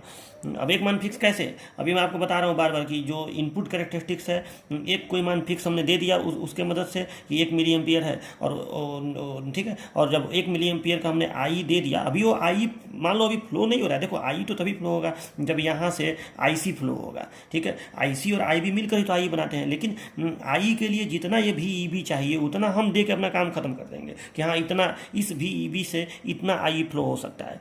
तो मान लो कि 1 मिली एम्पियर का आई वाला वी ई बी हम यहाँ पे दे दिए। ठीक है, तो उसके बाद अब क्या होगा कि आई सी अब कितना फ्लो होगा वी सी बी की वजह से। तो अब ये होगा कि वी सी बी का मान, वही बात है कि वी सी बी का मान चाहे रिवर्स वाला 0 रखिए, 1 रखिए, 2 रखिए, कुछ भी रखिए, आई सी जितना फ्लो होना है उतना होगा। ठीक है, तो आई सी का मान लगभग ऐसे तुरंत, मतलब लगभग 0 वी सी बी पर। देखो ये ग्राफ यहाँ शुरू होने का मतलब ये हुआ ना कि वी सी बी का मान हल्का सा बस चाहिए, रिवर्स वाला वोल्टेज हल्का सा बस चाहिए, वो यहाँ से आई सी का मान बढ़ेगा, कलेक्टर करंट, और तुरंत जितना फ्लो हो सकता है उतना फ्लो होने लगेगा। ठीक है, अच्छा इस आई सी और आई के मान में भी ज़्यादा अंतर नहीं होगा, क्योंकि आप जानते हैं कि आई बराबर होता है आई सी प्लस आई बी, और आई बी का मान बहुत कम होता है, नगण्य होता है, क्योंकि आपको मालूम है कि जब इलेक्ट्रॉन इससे इसमें आते हैं तो जो इलेक्ट्रॉन यहाँ पे ख़त्म होते हैं उन्हीं की भरपाई करने के लिए जो धारा फ्लो होती है वही आई बी कहलाती है। तो यहाँ इतने कम इलेक्ट्रॉन समाप्त होते हैं कि आई बी का मान बहुत कम होता है, तो लगभग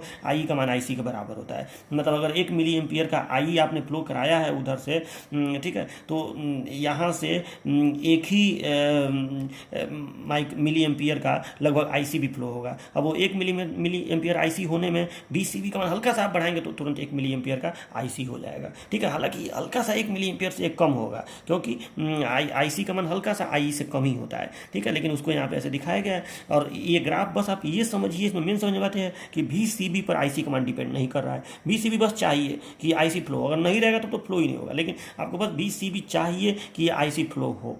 ठीक है, तो हो गया बात खत्म।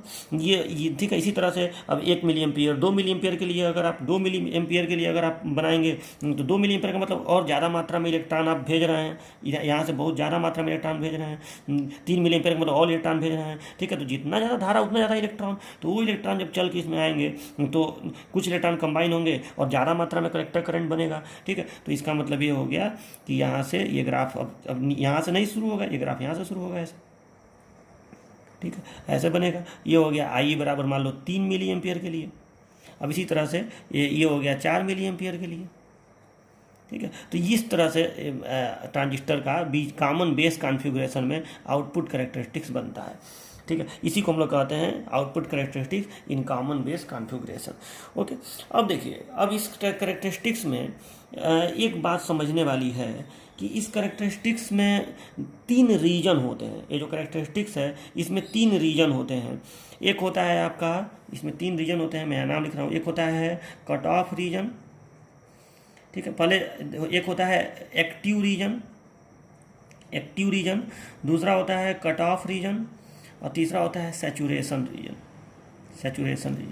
ठीक है, तो देखिए एक्टिव रीजन किसको कहते हैं? ये जितना आपको क्षेत्र दिख रहा है एक्टिव रीजन उसको कहते हैं जिस रीजन में emitter base junction forward bias और collector base junction reverse bias में होता है।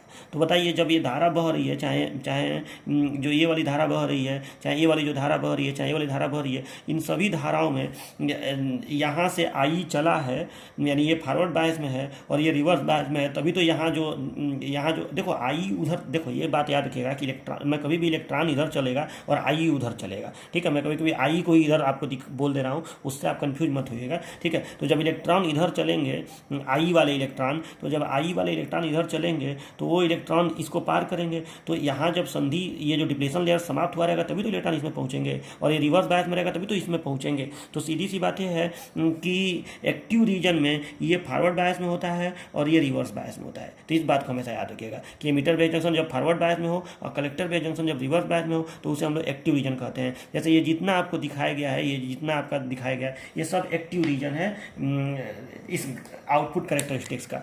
मतलब ये पूरा जो ग्राफ आपका बना है ये एक्टिव रीजन है, एक्टिव रीजन, ठीक है। ये सब एक्टिव रीजन है। अब देखिए, अब एक दूसरा कट ऑफ रीजन क्या होता है, तो ये देखिए, जब ट्रांजिस्टर में देखो इस करंट को, जो ये करंट यहाँ से फ्लो होता है ट्रांजिस्टर में, इसको आउटपुट करंट कहते हैं ना, आईसी को। जब ट्रांजिस्टर में आउटपुट करंट फ्लो ही ना हो, मतलब ट्रांजिस्टर में कोई आउटपुट करंट ना फ्लो हो, तो उस ट्रांजिस्टर को हम लोग कहते हैं कि ट्रांजिस्टर ऑफ है, ठीक है। यानी वो कट ऑफ है, वो ऑफ स्टेट में काम कर रहा है, वो ऑफ स्विच की तरह बिहेव कर रहा है। तो ये बताइए, जब यहाँ पे हम लोग एमीटर करंट प्रवाहित नहीं कराए हैं, इधर से आई वाले जो इलेक्ट्रॉन हैं उनको इधर भेज ही नहीं रहे हैं, मतलब इस डिप्लीशन लेयर को हम समाप्त ही नहीं किए हैं, तो उस कंडीशन में केवल लीकेज करंट फ्लो हो रहा है, आउटपुट करंट तो फ्लो हो नहीं रहा है आईसी। तो उस कंडीशन में हम लोग ट्रांजिस्टर एक ऑफ स्विच की तरह बिहेव करता है, तो इसको हम लोग कहते हैं कि ट्रांजिस्टर कट ऑफ रीजन में है। यानी अब ये देखिए, इस रीजन को हम कहेंगे कट ऑफ रीजन।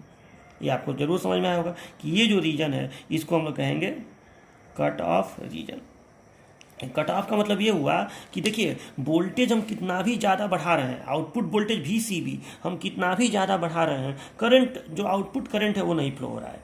देखो, स्विच का एक स्विच है, अगर ये स्विच खुला हुआ है, अगर ये स्विच खुला हुआ है तो आप यहाँ का वोल्टेज कितना भी ज़्यादा बढ़ाएं, यहाँ पे आपको वोल्टेज प्राप्त होगा। अगर आप एक वोल्ट मीटर यहाँ लगा दें तो स्विच पे आपको वोल्टेज प्राप्त होगा, लेकिन करंट नहीं प्राप्त होगा। तो देखो, स्विच की यही निशानी होती है कि कभी भी अगर वोल्टेज प्राप्त हो और करंट न प्राप्त हो, मतलब वो स्विच ऑफ है। तो वही चीज़ तो यहाँ हो रहा है कि यहाँ वोल्टेज बढ़ाते जा रहे हैं, लेकिन करंट केवल लीकेज करंट को नगण्य माना जाता है, नेग्लिजिबल है वो। तो यहाँ पे कोई आईसी प्रवाहित नहीं हो रहा है, आउटपुट करंट प्रवाहित नहीं हो रहा है, ठीक है। तो ये हो गया आपका कट ऑफ रीजन। तो इसमें ट्रांजिस्टर ऑफ स्विच की तरह बिहेव करता है, और इस रीजन में आप याद रखिएगा कि ये संधि फॉरवर्ड रिवर्स बायस में, देखो ये संधि जब समाप्त नहीं हुई है, मतलब ये जो डिप्लीशन लेयर है अगर वो नहीं समाप्त हुआ है, मतलब ये रिवर्स बायस में है।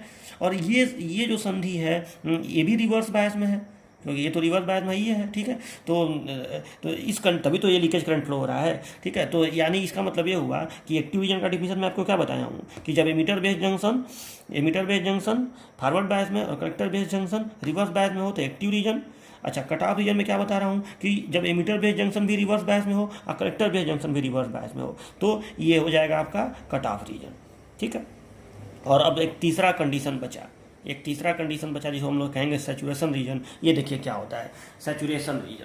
देखिए, सैचुरेशन रीजन में ट्रांजिस्टर ऑन स्विच की तरह काम करता है। ऑन स्विच का मतलब ये हुआ कि आप वोल्टेज ये 9 भी लगाएं, मतलब ऑन का मतलब ये होता है कि आप वोल्टेज 9 भी लगाएं, चाहे बहुत कम वोल्टेज लगाएं, तो भी ये धारा प्रवाहित होने लगे। मतलब कभी भी स्विच के ऑन होने का मतलब होता है कि बहुत कम वोल्टेज पर मैक्सिमम करंट जितना फ्लो हो सकता है उतना करंट फ्लो होने लगे। ये स्विच के ऑन होने की निशानी होती है। मतलब इस बात को हमेशा याद रखिए कि अगर वोल्टेज हो और करंट न हो तो इसका मतलब होता है स्विच का ऑफ होना, ठीक है। और अगर वोल्टेज न हो और करंट हो तो इसका मतलब होता है स्विच का ऑन होना, ठीक है। मतलब ये चीज़ होता है स्विच का। तो इस कंडीशन में स्विच ऑफ रहा है, ट्रांजिस्टर ऑफ स्विच की तरह बिहेव किया है कट ऑफ रीजन में। ये जो कॉमन बेस कॉन्फ़िगरेशन में ऑफ स्विच की तरह बिहेव किया है, वही केवल लीकेज करंट फ्लो हो रहा था, ठीक है। यानी आपको ये समझ में आया कि अगर हम आई को 0 रखें तो ट्रांजिस्टर ऑफ स्विच की तरह बिहेव करेगा, ठीक है। अच्छा, अब देखिए, अब इस कंडीशन में देखिए, तो देखिए अब तो एक रीजन ये हो गया जब emitter base junction forward bias, collector base junction reverse bias. एक रीजन ये हो गया कि जब एमीटर बेस जंक्शन और कलेक्टर बेस जंक्शन दोनों रिवर्स बायस। और ये तीसरा एक रीजन होता है सैचुरेशन रीजन। ये इस ग्राफ में तब प्राप्त होगा जब दोनों के दोनों संधियाँ, दोनों के दोनों जंक्शन फॉरवर्ड बायस में हो, यानी एमीटर बेस जंक्शन भी फॉरवर्ड बायस और कलेक्टर बेस जंक्शन भी फॉरवर्ड बायस। तो ये कैसे होगा आप बताइए, कैसे दोनों जंक्शन फॉरवर्ड बायस में होंगे? और जब ऐसा होगा तो क्या होगा? तो देखिए, ये तो फॉरवर्ड बायस में होता ही है, क्योंकि यहाँ माइनस होता है, यहाँ प्लस होता है। लेकिन इसको फॉरवर्ड बायस देने के लिए हमें थोड़ा सा, यहाँ तो प्लस है लेकिन यहाँ पे माइनस हमको देना पड़ेगा, यानी हमें इस यन को माइनस देना पड़ेगा, थोड़ा सा माइनस, क्योंकि फॉरवर्ड बायस में करने के लिए इधर आपको मालूम है कि कलेक्टर बेस की भी डोपिंग कम होती है और कलेक्टर की भी डोपिंग बहुत ज़्यादा नहीं होती है। तो यहाँ पे बहुत मतलब थोड़ा सा आप वोल्टेज यहाँ पे देंगे तो यहाँ पे आपका ये फॉरवर्ड बायस में आ जाएगा, मतलब ये संधि डिप्लेशन लेयर समाप्त हो जाएगा। तो ये बताइए, अगर ये भी संधि फॉरवर्ड बायस में और ये भी संधि फॉरवर्ड बायस में है, इसका मतलब क्या हुआ? क्योंकि दोनों संधियाँ फॉरवर्ड बायस में होंगी तो ये दोनों जंक्शन समाप्त हो जाएंगे। और अगर दोनों जंक्शन, दोनों डिप्लेशन लेयर समाप्त हो गए तो उस कंडीशन में क्या होगा? उस कंडीशन में यहाँ के जितने इलेक्ट्रॉन है मेजॉरिटी वाले सब आराम से एकदम फ्लो होंगे, यानी ये एक कंडक्टर बन जाएगा। और स्विच क्या होता है? स्विच अगर ऑन अवस्था में हो तो एक सिंपल कंडक्टर ही तो होता है, तो वही चीज़ है। तो सैचुरेशन रीजन में ये भी फॉरवर्ड बायस, ये भी फॉरवर्ड बायस, और उस कंडीशन में ये ऑन स्विच की तरह बिहेव करता है। इसका मतलब ये हुआ कि बहुत हल्का सा ही वोल्टेज आप लगाएंगे बस फॉरवर्ड बायस देने भर का, इधर का और इधर का, तो ये हो जाएगा। मतलब उसके बाद ये ओम के नियम के हिसाब से धारा बहुत तेज़ी से, जितना मैक्सिमम धारा उसमें फ्लो हो सकता है, 0 से मैक्सिमम तक धारा तुरंत पहुंच जाएगा। ठीक है, ये होता है आपका सैचुरेशन रीजन। तो सैचुरेशन रीजन कोई पूछे या आपको क्या बताना है कि इस रीजन में दोनों संधियाँ फॉरवर्ड बायस में होती हैं, ठीक है, और बहुत कम वोल्टेज पर धारा अपने मैक्सिमम मान को प्राप्त कर लेती है। ठीक है, तो अब देखिए, तो यहाँ पे अब इसको इस ग्राफ में आप कैसे दिखाएंगे? तो देखिए, इसमें आपको एक बात तो समझ में आ गया होगा कि इस संधि को फॉरवर्ड बायस देने के लिए हमको VCB का जो मान है, कलेक्टर बेस वोल्टेज जो है, ये वाला वोल्टेज देने पर काम नहीं चलेगा। ठीक है, ऊपर प्लस नीचे माइनस, हमको ऊपर माइनस नीचे प्लस देना पड़ेगा। यानी हमको वोल्टेज को, ये जो VCB वोल्टेज मैं दिखाया हूँ इधर, इसको जो ग्राफ में VCB इधर दिखा रहा हूँ, इसको इधर दिखाना पड़ेगा। हालाँकि बहुत हल्का सा VCB चाहिए निगेटिव में, तो इस ग्राफ को हम लोग थोड़ा सा पीछे बढ़ा के और ऐसे -VCB यहाँ पे लिख के इसको बनाएंगे। मतलब अगर हमको यहाँ पे जब ये ग्राफ प्लाट करेंगे तो देखिए, बैटरी के पोलरिटी को उल्टा करने के लिए एक स्विच आता है, इंटरमीडिएट स्विच, वो इंटरमीडिएट स्विच भी यहाँ लगा देंगे और उससे हम लोग बैटरी के पोलरिटी को उल्टा करके, और हमारे पास पोटेंशियोमीटर है, ये है, तो हम बहुत हल्का सा निगेटिव वोल्टेज इस कलेक्टर VCB को देंगे। ठीक है, तो जब वो निगेटिव वोल्टेज हम लोग देंगे तब हम लोग देखेंगे कि अब निगेटिव वोल्टेज थोड़ा सा दे के और उसको कम करेंगे। मतलब जैसे मान लो कि -1 वोल्ट दे दिए तो उसको -9.9 वोल्ट, -10.8 वोल्ट, माइनस, ऐसे धीरे करते जाएंगे और देखेंगे कि कलेक्टर करंट पे क्या असर पड़ रहा है। ठीक है, इसको फॉरवर्ड बायस में छोड़ देंगे, यहाँ से जितना मात्रा में आई प्रवाहित हो सकता है इसको हम फॉरवर्ड बायस देकर छोड़ देंगे।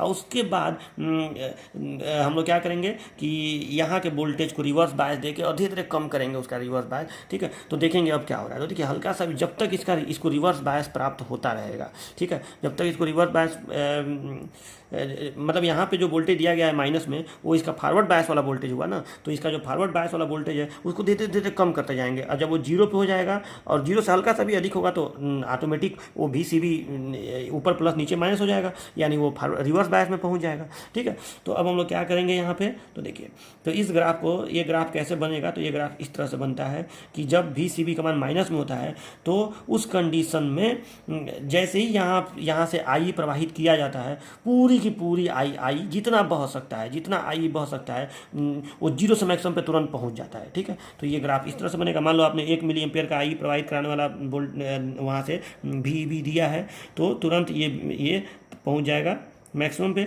या पहले इसका मैं बना रहा हूँ कि मान लो 4 मिली एम्पियर वाला दिया है, तो ये ग्राफ ऐसे यहाँ से बनेगा।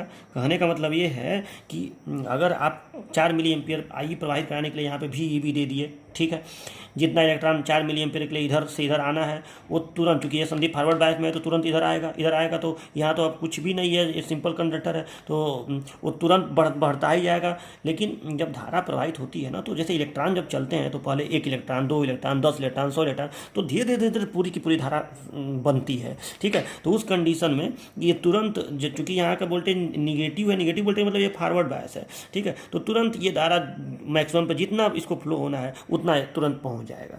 ठीक है। और यहाँ पे ये दिखाया गया है कि अगर आप भी सी बी के मान को, अब भी सी बी के मान को आप पहले माइनस में रखे हैं, मतलब हल्का सा फॉरवर्ड बायस में रखे हैं, और इसके मान को आप कम करिए मतलब इसको धीरे धीरे धीरे जीरो पे ले आइए, और जीरो पे लाने के बाद इसको रिवर्स बायस में ले आइए, उसका कोई असर यहाँ पे नहीं पड़ेगा। ठीक है, मतलब वोल्टेज का कोई यहाँ मतलब ही नहीं है। जितना अगर आपने निगेटिव यहाँ पे दिया हुआ है तो सिंपल कंडक्टर की तरह वो बिहेव करेगा। ठीक है, इस वोल्टेज से कोई मतलब ही नहीं है, बस आप निगेटिव देकर छोड़े रहिए। उसके बाद आप इसको एक बार धारा बहने लगी, फिर आप इसको चाहे इधर ले जाइए चाहे उधर ले जाइए, उससे कोई फर्क नहीं पड़ने वाला है, धारा पूरी की पूरी अपनी बहती रहेगी। ठीक है, तो ये हो गया। इसी तरह से इसका ऐसे बनेगा, इसको भी थोड़ा सा पीछे ऐसे बनाएंगे। ठीक है, तो ये चीज़ आपका होता है कि जब मान लो कि आपने 1 मिली एम्पियर का यहाँ से इलेक्ट्रॉन की सप्लाई आपने करवाया है, तो 1 मिली एम्पियर के लिए जितने इलेक्ट्रॉन होंगे उतने चल देंगे तुरंत इसमें। ठीक है, तो ऐसे तुरंत 1 मिली एम्पियर के लिए जो भी धारा होगी वो तुरंत ऐसे बढ़ के मैक्सिमम पे पहुँच जाएगी, और उसके बाद आप भी सी बी के मान को कितना भी बढ़ाइए वो उसका कोई फर्क पड़ने वाला नहीं है, वो धारा मैक्सिमम अपनी होती रहेगी। तो इस रीजन में क्या हो रहा है, देखिए जो रीजन इधर दिखाया गया है, इस रीजन में दोनों संधियाँ फॉरवर्ड बायस में है, तो इसी को हम लोग कहते हैं सैचुरेशन रीजन। इसमें ट्रांजिस्टर ऑन स्विच की तरह बिहेव करता है। ऑन स्विच का मतलब क्या हो गया कि वोल्टेज से कोई मतलब ही नहीं है। ठीक है, यहाँ वोल्टेज से कोई मतलब नहीं है, बस निगेटिव वोल्टेज दिया गया है ताकि ये संधि फॉरवर्ड बायस में रहे। ठीक है, नहीं तो आप जैसे ही यहाँ से करंट प्रवाहित करा रहे हैं वो करंट फ्लो हो ही जा रहा है। ठीक है, कोई मतलब नहीं है कि इस भी सी बी का मान कितना है। ठीक है, वो सिंपल एक कंडक्टर की तरह काम कर रहा है, और ये वोल्टेज भी बहुत कम है, भी सी बी का मान भी जो निगेटिव में दिया गया है ये बहुत कम है, मतलब नगण्य वोल्टेज पर भी धारा का प्रवाह हो रहा है। तो यही मैं आपको बताया था कि ये स्विच के ऑन होने की निशानी होती है कि करंट मैक्सिमम हो, जितना फ्लो हो सकता है, और वोल्टेज नगण्य हो। ठीक है, तो ये जो रीजन है, अब इसको आप यहाँ पे ऐसे करके दिखाएंगे कि ये जो रीजन है, ठीक है, ये जो रीजन मैं दिखाया हूँ, इस रीजन को हम लोग कहेंगे ऐसे, इसको थोड़ा थोड़ा आप ऐसे शैडो कर दीजिएगा। ये जो रीजन है, ये जो रीजन दिखाया गया है, ठीक है, ये सैचुरेशन रीजन है, ये सैचुरेशन रीजन है। ठीक है, saturation region, RATION, saturation region. ठीक है, तो आपको ये पूरा अच्छे से समझ में आ गया होगा कि ट्रांजिस्टर के आउटपुट कैरेक्टरिस्टिक्स में क्या होता है। तो देखिए अब आपको इसको कैसे लिखना है, तो आपको करना क्या है कि ये लाइन लिख देना है। ठीक है, और उसके बाद ये बढ़िया से बना लेना है, एकदम साफ़ सुथरा जैसे बनाया हूँ। ठीक है, और इसमें दिखा दीजिएगा, और फिर लिखना है आपको ये कि ट्रांजिस्टर के आउटपुट कैरेक्टरिस्टिक्स में 3 रीजन होते हैं। पहला एक्टिव रीजन, इसमें डिफिनीशन लिखिएगा कि इस रीजन में emitter base junction forward bias और collector base junction reverse bias में होता है। फिर दूसरा लिखिएगा कट ऑफ रीजन, इसमें लिखिएगा कि इस रीजन में एमीटर बेस जंक्शन और कलेक्टर बेस जंक्शन दोनों रिवर्स बायस में होते हैं। ठीक है, और केवल लीकेज करंट प्रवाहित होता है, बात खत्म। और ये क्लैनो लिख सकते हैं, ट्रांजिस्टर ऑफ स्विच की तरह बिहेव करता है। और फिर तीसरा लिखिएगा सैचुरेशन रीजन, इसमें लिखिएगा कि इसमें एमीटर बेस जंक्शन और कलेक्टर बेस जंक्शन दोनों फॉरवर्ड बायस में होते हैं। ठीक है, इसमें धारा का मान, IC का मान भी CB पर निर्भर नहीं करता है, और भी ठीक है, और इसमें ट्रांजिस्टर एक ऑन स्विच की तरह बिहेव करता है। ये तो ऐसे लिख दीजिएगा आप लोग, आउटपुट कैरेक्टरिस्टिक तो हो गया। का नेक्स्ट हेडिंग है parameters of BJT in CB configuration, मतलब जो CB कॉन्फ़िगरेशन अभी आप पढ़े हैं उसमें कौन कौन से पैरामीटर्स होते हैं। पैरामीटर माने उसके गुणों को, कौन कौन ऐसे कारक हैं, कौन कौन ऐसे फैक्टर्स हैं जो निर्धारित करते हैं। ठीक है, तो parameters of BJT in CB configuration, तो देखिए 4 पैरामीटर टोटल होते हैं। तो पहला पैरामीटर होता है जिसे हम लोग कहते हैं इनपुट रजिस्टेंस। ठीक है, ये क्या होता है, तो देखिए इनपुट रेजिस्टेंस ये होता है कि किसी भी ट्रांजिस्टर के, देखो रेजिस्टेंस का आप फार्मूला जानते ही हैं कि voltage upon current is equal to resistance. ठीक है, तो किसी भी ट्रांजिस्टर में जो इनपुट वोल्टेज होता है और जो आउटपुट वोल्टेज होता है, उन दोनों के मान में परिवर्तनों का जो अनुपात होता है उसी को हम लोग कहते हैं इनपुट रेजिस्टेंस। ठीक है, जैसे मैं ये कहना चाहता हूँ कि जैसे ये एक ट्रांजिस्टर का मान लो इनपुट कैरेक्टरिस्टिक्स है। ठीक है, CB में यहाँ क्या लिखाएगा, यहाँ क्या लिखाएगा आपको मालूम है CB में, तो CB में यहाँ लिखाएगा V, यहाँ लिखाएगा I, CB कॉन्फ़िगरेशन है ना, तो ये ऐसे होता है। ठीक है, तो यहाँ लिखाएगा ये एमीटर है और ये बेस है, तो VEB। ठीक है, और यहाँ करंट कौन सा, I। ठीक है, तो ये हो गया, और ऐसे ग्राफ बनता है इस तरह से। ये कहीं का ग्राफ बनाओ, ये VCB is equal to constant होता है, VCB is equal to constant. तो इस ग्राफ में अगर आप एक सर्टेन VEB में चेंज करें बी में कुछ चेंज करें तो उसके वजह से आई में भी चेंज होता है और आई में थोड़ा ज़्यादा चेंज होता है, ठीक है। बी में आप हल्का सा चेंज करें तो आई में बहुत थोड़ा ज़्यादा चेंज होता है, ठीक है। तो ये हो गया डेल्टा आई और ये हो गया डेल्टा VEB, ठीक है। और VCB बराबर कांस्टेंट है, ठीक है। तो इस स्थिति में अगर आप इन दोनों का अनुपात निकाल दें, किसका, इस डेल्टा VEB का, इस डेल्टा VEB का और इस डेल्टा आई का, तो जो रेशियो निकल के आएगा उसी को हम लोग कहेंगे input resistance of BJT in CB configuration. तो RI इज इक्वल टू हो गया input resistance, RI is equal to delta VEB upon delta I. लेकिन ये जब हम निकालेंगे डेल्टा IE, लेकिन जब ये ग्राफ हम लोग निकालेंगे तो हम लोग किसको कांस्टेंट रखेंगे, VCB is equal to constant, उसको ऐसे लिख देंगे, ठीक है। तो ये फार्मूला हो गया इनपुट रजिस्टेंस का, ठीक है। और इसका मान ये भी ग्राफ भी आप लोग बना लीजिएगा, बस इसका फॉर्मूला लिख लीजिएगा कि यह इनपुट रजिस्टेंस किसी ट्रांजिस्टर के, थोड़ा सा इसको ना हो तो इंग्लिश में लीजिएगा कि इनपुट रजिस्टेंस ट्रांजिस्टर के change in emitter base voltage और चेंज इन एमीटर करंट का अनुपात होता है, ठीक है। या हिंदी में लिखना तो ऐसे लिखिएगा कि इनपुट रजिस्टेंस कांस्टेंट VCB पर VEB में होने वाले परिवर्तन और आई में होने वाले परिवर्तन का अनुपात होता है, बस ऐसे लिख लीजिएगा। तो ये हो गया RI, और इसका मान जो है ना, RI का मान एक कुछ ओम तक होता है, मतलब इसका जो मान है वो थोड़ा बहुत 10-20 ओम 50 ओम तक होता है। मान में अलग से जब मैं एक लास्ट में जब तीनों का अंतर लिखवाऊंगा तो एक टेबल बनवाऊंगा जिसमें मैं सबका एग्जैक्ट मान आपको लिखवा दूंगा, ठीक है। तो ये RI का मान, RI हो गया, बहुत कम इसका मान होगा। क्यों इसका मान कम होगा आप सोचिए, तो इसका मान इसलिए कम होगा कि देखिए इस आई को प्रवाहित कराने के लिए इस आई को बहुत कम VEB की आवश्यकता होती है। आप जान ही रहे हैं कि VEB के बहुत हल्के फुल्के मान पर ही आई बहने लगता है। तो इसका मतलब ये हुआ कि रजिस्टेंस बहुत कम है, ट्रांजिस्टर का इनपुट रजिस्टेंस बहुत कम है। तो मतलब यहाँ पे इस चीज़ का रजिस्टेंस, यहाँ पे ये जो रजिस्टेंस है ये बहुत कम है, ठीक है, क्योंकि बहुत हल्का, ये तो फॉरवर्ड बायस में होता है ना, तो वैसे भी फॉरवर्ड बायस में रजिस्टेंस कम होता है। तो ये हो गया आपका इनपुट रजिस्टेंस कि बहुत हल्के से VEB पर आई आपका फ्लो हो जाता है, ठीक है। यानी इसका मान लगभग 0, मतलब बहुत कम है, और इसका मान ज़्यादा है। तो जब हर बड़ा है अंश छोटा है तो मान कम ही आएगा, ठीक है। तो ये होता है आपका। अब देखिए दूसरा आपका पैरामीटर है जिसका नाम है आउटपुट रजिस्टेंस। तो आउटपुट रजिस्टेंस क्या होता है, तो देखिए आउटपुट रजिस्टेंस RO, इसको RO से रिप्रेजेंट करते हैं। तो देखिए ये रजिस्टेंस नाम है तो वोल्टेज करंट का ही रेशियो होगा, और किस वोल्टेज और किस करंट, तो जाहिर सी बात है आउटपुट वोल्टेज और आउटपुट करंट। तो ट्रांजिस्टर में आउटपुट वोल्टेज क्या होता है, तो अब इसके लिए ये जो ग्राफ आप लोग देखे हैं, ये वाला जो ग्राफ आप बनाए हैं आउटपुट कैरेक्टरिस्टिक्स वाला, यहाँ पे क्या रहेगा, तो यहाँ पर रहेगा VCB और यहाँ पर रहेगा IC, output voltage output current. और ग्राफ ऐसे ऐसे बनता है, आपको याद होगा, ऐसे फिर ऐसे फिर ऐसे ऐसे ऐसे ग्राफ बन रहा था, ठीक है। यहाँ I बराबर 0, I बराबर 1, I बराबर 2, इस तरह से ग्राफ बन रहा था।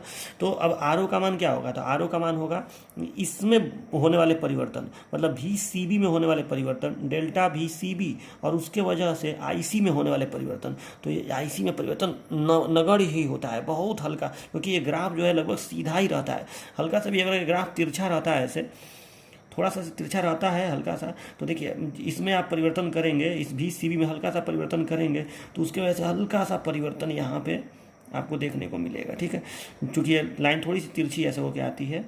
वैसे लगभग आप यही जान के चलिए कि VCB का मान बढ़ाने पर ये नहीं है कि इसका मान थोड़ा भी बढ़ता है, ठीक है, हल्का सा, बहुत ही कम। तो RO का मान क्या हो जाएगा, इसको आप फिगर बनाने की इसमें ज़रूरत नहीं है। तो RO का क्या हो जाएगा, डेल्टा VCB बटे डेल्टा IC, और ये इसमें किसको कांस्टेंट रखते हैं, इसमें लोग आई को कांस्टेंट रखते हैं। तो I is equal to constant. तो इसमें आप लोग लिखिएगा कि आउटपुट रजिस्टेंस आई को कांस्टेंट रखकर VCB में होने वाले परिवर्तन और IC में होने वाले परिवर्तन का अनुपात होता है। हो गया, ठीक है। At constant I ratio of change in VCB and change in IC is known as output resistance. और अब देखिए आपको सीधी सी बात मालूम है कि यहाँ पे हम लोग VCB के मान में चाहे बहुत ज़्यादा परिवर्तन कर दें, IC के मान में 0 परिवर्तन, नगण्य परिवर्तन होता है, यानी ये लगभग 0 के बराबर है। तो जब हर छोटा हो जाए, बहुत छोटा हो जाए, जीरो हो जाए तो ये अनंत हो जाता है, ठीक है। तो यानी इसका जो मान है ये किलो ओम में, बहुत ज़्यादा किलो ओम में होता है। वैसे भी किसी भी ट्रांजिस्टर में इधर का रेजिस्टेंस जो इनपुट रेजिस्टेंस है वो तो कम होता है, लेकिन इधर का जो रेजिस्टेंस आउटपुट रेजिस्टेंस, क्योंकि ये रिवर्स बायस में होता है ना, तो इसका रेजिस्टेंस बहुत ज़्यादा होता है। तो वही चीज़ ये शो कर रहा है कि एक तरफ रेजिस्टेंस कम है इनपुट रेजिस्टेंस, और एक तरफ रेजिस्टेंस हाई है आउटपुट रेजिस्टेंस। और सब जो ट्रांजिस्टर का नाम ही है ट्रांजिस्टर, जो ट्रांसफर रजिस्टर, यानी एक तरफ लो रेजिस्टेंस एक तरफ हाई रेजिस्टेंस प्रदान करे। तो ठीक है, तो ये होता है आपका। तो इनपुट रेजिस्टेंस ट्रांजिस्टर का बहुत कम होता है, कुछ ओम में होता है, आपको ये समझ में आया होगा क्यों। और आउटपुट रेजिस्टेंस बहुत हाई होता है, ये भी आपको समझ में आया होगा क्यों, क्योंकि यहाँ पे हमें VCB के मान में हम हल्का सा भी परिवर्तन, मतलब नगण्य परिवर्तन कर रहे हैं, ठीक है। नहीं, VCB के मान में हम कितना भी ज़्यादा परिवर्तन कर रहे हैं, IC के मान में नगण्य परिवर्तन हो रहा है। यानी इसका मतलब ये होगा कि पदार्थ एक कुचालक, मान लो कि ये एक वस्तु है और इसको हम खूब ज़्यादा वोल्टेज देते जा रहे हैं, इसमें धारा नहीं बढ़ रही है, मतलब एक कुचालक है, इसका प्रतिरोध बहुत हाई है, यही तो इसका मतलब हुआ। तो इसीलिए ये आउटपुट रेजिस्टेंस आपका होता है। और थर्ड पैरामीटर जो बहुत ज़्यादा, इसको मैं लिख रहा हूँ मोस्ट इंपॉर्टेंट, ये अलग से आता है ये पैरामीटर, ठीक है। ये पैरामीटर, ये फिगर आपको बनाने की जरूरत नहीं है, सबका फिगर बनाने की जरूरत नहीं है, ठीक है। अच्छा, ये जो पैरामीटर है अलग से आता है, इसका नाम है forward current gain. Forward current gain, ठीक है, या इसको एक और नाम से जानते हैं current amplification factor. Current amplification factor, amplification factor. ये जो पैरामीटर मैं लिख रहा हूँ ये CB में भी होगा, CE में भी होगा, और CC में भी होगा। ये सभी कॉन्फ़िगरेशन में नाम यही रहेगा, लेकिन ये चीज़ बदल जाएगा। तो फॉरवर्ड करेंट गेन, तो इसके फॉरवर्ड करेंट गेन को, CB को हम लोग अल्फा से रिप्रेजेंट करते हैं, ठीक है, अल्फा से। तो अब देखिए अल्फा क्या होता है। तो देखिए, अगर ट्रांजिस्टर का प्रयोग, BJT का प्रयोग DC सप्लाई पे किया जाए, मतलब DC सप्लाई पे ही किया जाए, मतलब जो अभी मैं आपको सर्किट बना के दिखाया था उसमें केवल DC ही था, तो वैसा अगर वैसे जगह पे अगर प्रयोग किया जाए तो इसको हम लोग लिखते हैं अल्फा, ठीक है। तो अल्फा इज इक्वल टू हो जाएगा, मतलब अगर DC सप्लाई पे प्रयोग किया जाए तब यहाँ पर लिख देंगे कि फॉर DC, अगर हम लोग DC सप्लाई पे प्रयोग करें तो अल्फा इज इक्वल टू हो जाएगा, DC सिग्नल लिख दीजिए, फॉर DC सिग्नल। अगर आप DC सिग्नल पे प्रयोग कर रहे हैं तो उस समय अल्फा इज इक्वल टू हो जाएगा। तो अल्फा क्या होता है, देखिए, तो धारा लाभ, तो धारा लाभ का ये फार्मूला होता है कि आउटपुट करंट अपान इनपुट करंट, सीधी सी बात है। तो ये बताइए, कॉमन बेस में आउटपुट करंट कौन है, आउटपुट करंट कौन है, IC, और इनपुट करंट कौन है, IE। तो IC अपान IE अगर आप कर दें, IC अपान IE, तो ये निकल जाएगा आपका अल्फा। इसी को हम लोग कहेंगे फॉरवर्ड करेंट गेन। मतलब इससे हमको ये पता चलता है फॉरवर्ड करेंट गेन से कि इनपुट करंट के मान में चेंज करने पर आउटपुट करंट के मान में कितना गुना परिवर्तन हो रहा है। मतलब यहाँ पे आप ध्यान से देखिए तो IC बराबर अल्फा IE हो जाएगा कि नहीं, यानी IE में परिवर्तन करने पर IC में कितना परिवर्तन हो रहा है, ठीक है। मतलब IC IE का कितना गुना है, ये कहने का मतलब है कि IC जो है IE का कितना गुना है। तो एक बात आप लोग बताइए, ये तो आप लोग जान ही रहे हैं कि IE बराबर होता है IC plus IB, IC plus IB। और आपको ये भी मालूम है कि ये जो करंट है ये बहुत कम होता है, यानी लगभग IE IC के बराबर ही तो है, लगभग IE IC के बराबर ही तो है। तो आप अगर इसका भाग दे दें, IC बटे IE कर दें, तो ये लगभग एक आना चाहिए। अगर एकदम बराबर होता तो एक आना चाहिए, लेकिन आपको ये मालूम है कि IE हल्का सा इससे बड़ा होता है, क्योंकि इसमें IC प्लस IB ये होता है, इसमें IB जुड़ा होता है, ठीक है। मतलब जो ये IE मैं लिख रहा हूँ यहाँ पे, इसमें IC प्लस IB है, मतलब जो IC ऊपर लिखा है उसमें थोड़ा सा IB जुड़ा हुआ है, लेकिन IB का मान बहुत कम होता है, यानी ये हल्का सा इससे बड़ा है। यानी ये भागफल लगभग 0.99, 0.97, 98, ये इस रेंज में आएगा। ये आपको जरूर समझ में आ रहा होगा, ठीक है। इसीलिए अल्फा का जो मान है ये मतलब 0.90 के ऊपर ही होता है, याद रखिएगा इस बात को।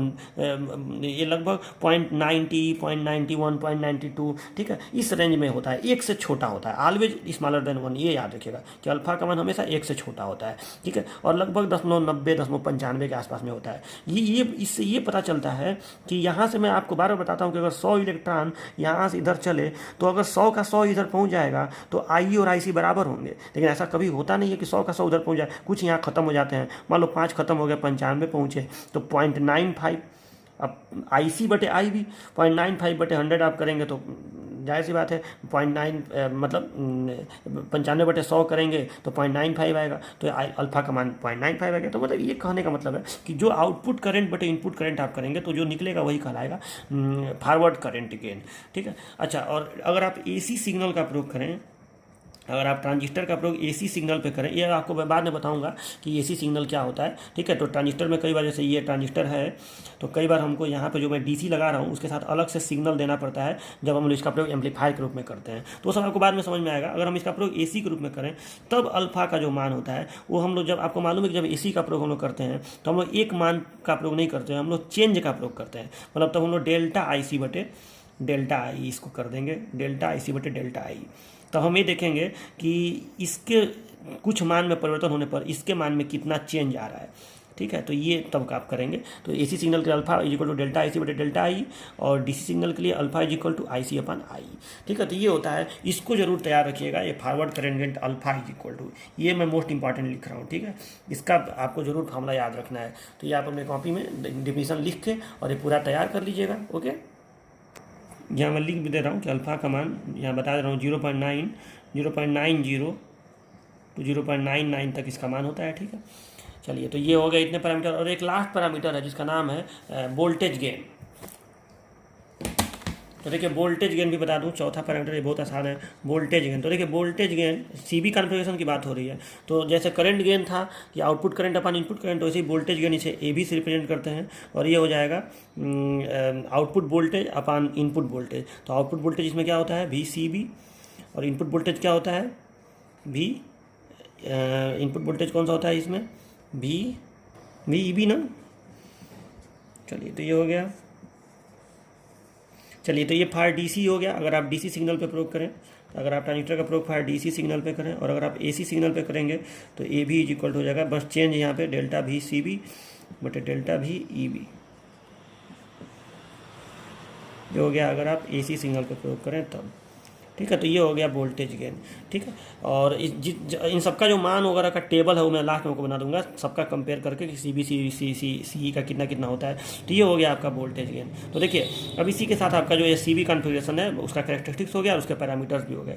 ठीक है। अब इसमें कुछ रिलेशनशिप्स आपको तैयार रखने हैं, जैसे आई बी, जैसे जो आई है और जो आई सी बी ओ है, सबका आपस में क्या संबंध होता है। तो मैं एक काम करूँगा, अभी मैं कैरेक्टरिस्टिक्स पढ़ा रहा हूँ ना, तो पहले मैं आपको देखिए बुक में कई किताबों में आप देखेंगे तो कोई चीज़ पहले दिया है, कोई चीज़ बाद में दिया है, उल्टा सीधा करके दिया गया है। तो मैं आपको जो पढ़ा रहा हूँ एकदम सिस्टमेटिक, मतलब मुझे ये पता है कि क्या पहले बच्चों को बताना चाहिए, क्या बारे में बताना चाहिए। तो कन्फ्यूज मत होइएगा, जैसे मैं बता रहा हूँ बस वैसे आप पढ़ते चलिए, नोट्स बनाते चलिए। ठीक है। आपका जब आपका पूरा नोट्स तैयार हो जाएगा तो बहुत अच्छे बुक की तरह से वो नोट्स तैयार होगा, मतलब एकदम स्टैंडर्ड वे में मैं बनवा रहा हूँ। ठीक है। तो आप बस जैसे बता रहा हूँ वैसे लिखते चलिए और तैयार करते चलिए। कब क्या बताना है वो मैं लाइन से, अभी नहीं कि आप किताब में देखें कि अरे सर ये तो उधर दिया है तो उधर दिया है, तो हो सकता है कि कोई चीज़ किताब में पहले दिया उसको मैं बाद में बताऊँ। ठीक है। क्योंकि मुझे पता है कि ये चीज़ बाद में कराना ज़्यादा सही रहेगा। तो जो रिलेशनशिप्स वगैरह हैं, डेरिवेशन वाला पोर्सन, जैसे अल्फा बीटा गामा में संबंध हो गया, तो पहले अल्फा बीटा गामा सब पढ़ा लूँ तब तो वो सब कराऊंगा। तो वो सब चीज़ें मैं आपको लास्ट में बताऊंगा। तो अभी मैं कैरेक्टरिस्टिक्स पढ़ा रहा हूँ, तो ये सी बी का हो गया। अब मैं आपको नेक्स्ट लेक्चर में कॉमन एमीटर का कैरेक्टरिस्टिक्स पढ़ाऊंगा। ओके। तो अब नेक्स्ट में हम लोग मिलेंगे कॉमन एमीटर के कैरेक्टरिस्टिक्स के साथ। उसमें भी पहले मैं एक सर्किट बनाऊंगा, फिर इनपुट कैरेक्टरिस्टिक्स, आउटपुट कैरेक्टरिस्टिक्स, और उसके बाद उसके पैरामीटर्स। ठीक है। और कॉमन एमीटर का जो कैरेक्टरिस्टिक्स होगा वो काफ़ी ज़्यादा इंपॉर्टेंट है, वही एग्जाम में पूछा भी जाता है ज़्यादातर। ठीक है।